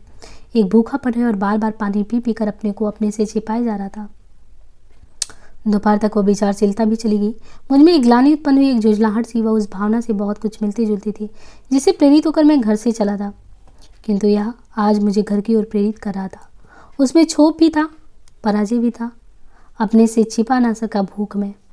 मैं उठा और घर की ओर चल दिया। रात कहीं राह में कटी और सवेरे घर पहुंच गया। उस क्षोभ और पराजय की भूल जीवन के प्रति एक नया आदर भाव लेकर आई। मेरी तलाश घर पे सर्वत्र हो चुकी थी, केवल उस प्रपात की ओर जाने को शेष रह गया था। लोगों को ध्यान ही नहीं आया कि वो जलप्रपात की तरफ भी जा सकता है। पिता ने मुझसे कुछ कहा नहीं और ये भी नहीं पूछा कि मैं कहाँ गया था। उन्होंने मेरे प्रत्यागमन का चुपचाप स्वीकार कर लिया। उनमें एक विशालता थी जो अपनी ही नहीं दूसरों की पराजय को भी सह सकती थी और जिसे मैंने बहुत दिन बाद पहचाना। तो देखिए, आगे कह रहे हैं कि पिता में वो विशालता थी जो अपनी ही नहीं दूसरे की जो हार है उनको भी सह सकती थी। उसी दिन के से आदर भाव को लेकर मैं अपनी कहानी कहूँगा, उस आदर भाव को जिसमें अनुभव की प्रशांति है, व्यथा की पवित्रता और शायद थोड़ी सी पराजय की जलन भी। क्योंकि यद्यपि मेरे जीवन ने एक प्रकार की संपूर्ति पा ली है, वह तृप्ति नहीं, वह वैसी है जैसे किसी ने भोजन पाकर भूख तो मिटा ली हो किंतु प्यास ना मिटा पाया हो। उसी तड़पती हुई संपूर्ति आपूर्ति की कहानी मैं कहूँगा। ओ दीप्ति उज्ज्वले, इस आदर भाव की इस पवित्रता को और इस जलन को अस्थायित्व दे, ताकि मैं अपनी प्राण शक्ति को पूर्णता उस संदेश पर केंद्रित कर पाऊँ जो मेरे जीवन पट पर लिखा है, जो मैं विकास के अंधकार में भूत से लाया हूँ और प्रज्वल में भविष्य के लिए छोड़ जाऊँगा। कभी कभी तो एक विचार उठता है कि मैं क्या संदेश छोड़ कर जा सकता हूँ सिवाय एक भयानक सांप के, क्योंकि मेरा जीवन ही तो एक सांप सा है। Cursed be the social want then sin against the strength of use, cursed be the social lies that wraps from the living truth. कैसे लिखूँ अपनी कहानी में अपने व्यक्तित्व की पूरी इच्छा शक्ति डालकर, सब्जेक्टिव दृष्टि से विवेचना करते हुए एक दर्द और आग की भरी ललकार दूँ, या अपने को अपनेपन से बाहर खींचकर एक बाहरी ऑब्जेक्टिव दृष्टि से अपने कर्मों को और उनके प्रेरणा स्रोतों की परीक्षा लेते हुए एक शांत अनासक्त भौतिक संदेश सुनाऊं, या अपने जीवन को किसी नैसर्गिक शक्ति की दी हुई थाती समझकर एक रीढ़ी की भांति उसे लौटाते समय पूरे हिसाब चुकाते हुए किसी भूल चूक के लिए सफाई देते हुए एक ब्यौरे क्षमा पार्थी बयान प्रयास करूं। अपने व्यक्तित्व को मैं समझूं या वा यातु धिक्कार समाज की उन न्यूनताओं को जो यौवन की शक्ति के खंडन का अपराध करती हैं। धिक्कार समाज की उस मिथ्या को जो जीवित सत्य से हमें भ्रष्ट कर देती है।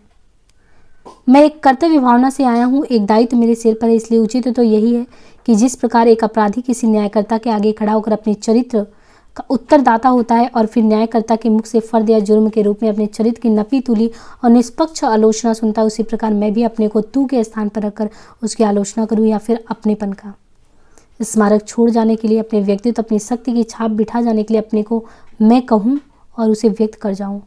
पर मुझे ये दोनों कार्य नहीं करने। अपना दायित्व मैंने खुद अपने ऊपर लिया है, इसलिए मैं यदि तू कहूँ तो केवल अपने आगे, और मेरा अपनापन कुछ है ही नहीं जिसकी छाप बिठाने की मुझे इच्छा हो। मैं तो गति की एक कला हूँ जो गति में ही लीन हो जाऊंगी।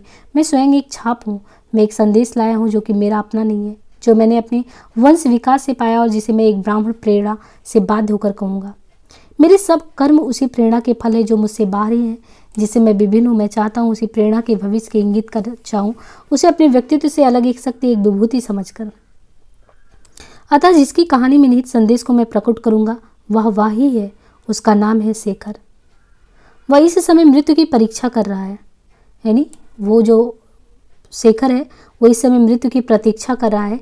उसी प्रतीक्षा में वह अपनापन व्यक्त किए जा रहा है और मैं उसके जीवन के सत्यों को पढ़कर उनका निष्कर्ष निकालकर शब्दबद्ध करके छोड़े जा रहा हूँ कहाँ? जहाँ वो जा रहा है, जहाँ हम दोनों ही अपरिचित हैं, क्योंकि हम अभिन्न हैं, अत्यंत एक हैं और हमारा एकत्व मृत्यु की परीक्षा कर रहा है, यानी प्रतीक्षा कर रहा है। कह डालूंगा एक ही उत्तप्त भस्म कर देने वाले विश्वास में सब कुछ कह डालूंगा, भले ही उसकी ज्वाला को व्यक्त करने में उसके जीवन की कोमलता नष्ट हो जाए, भले ही वह शून्य से टकरा कर खो जाए, किसी तक पहुँच ना पाए।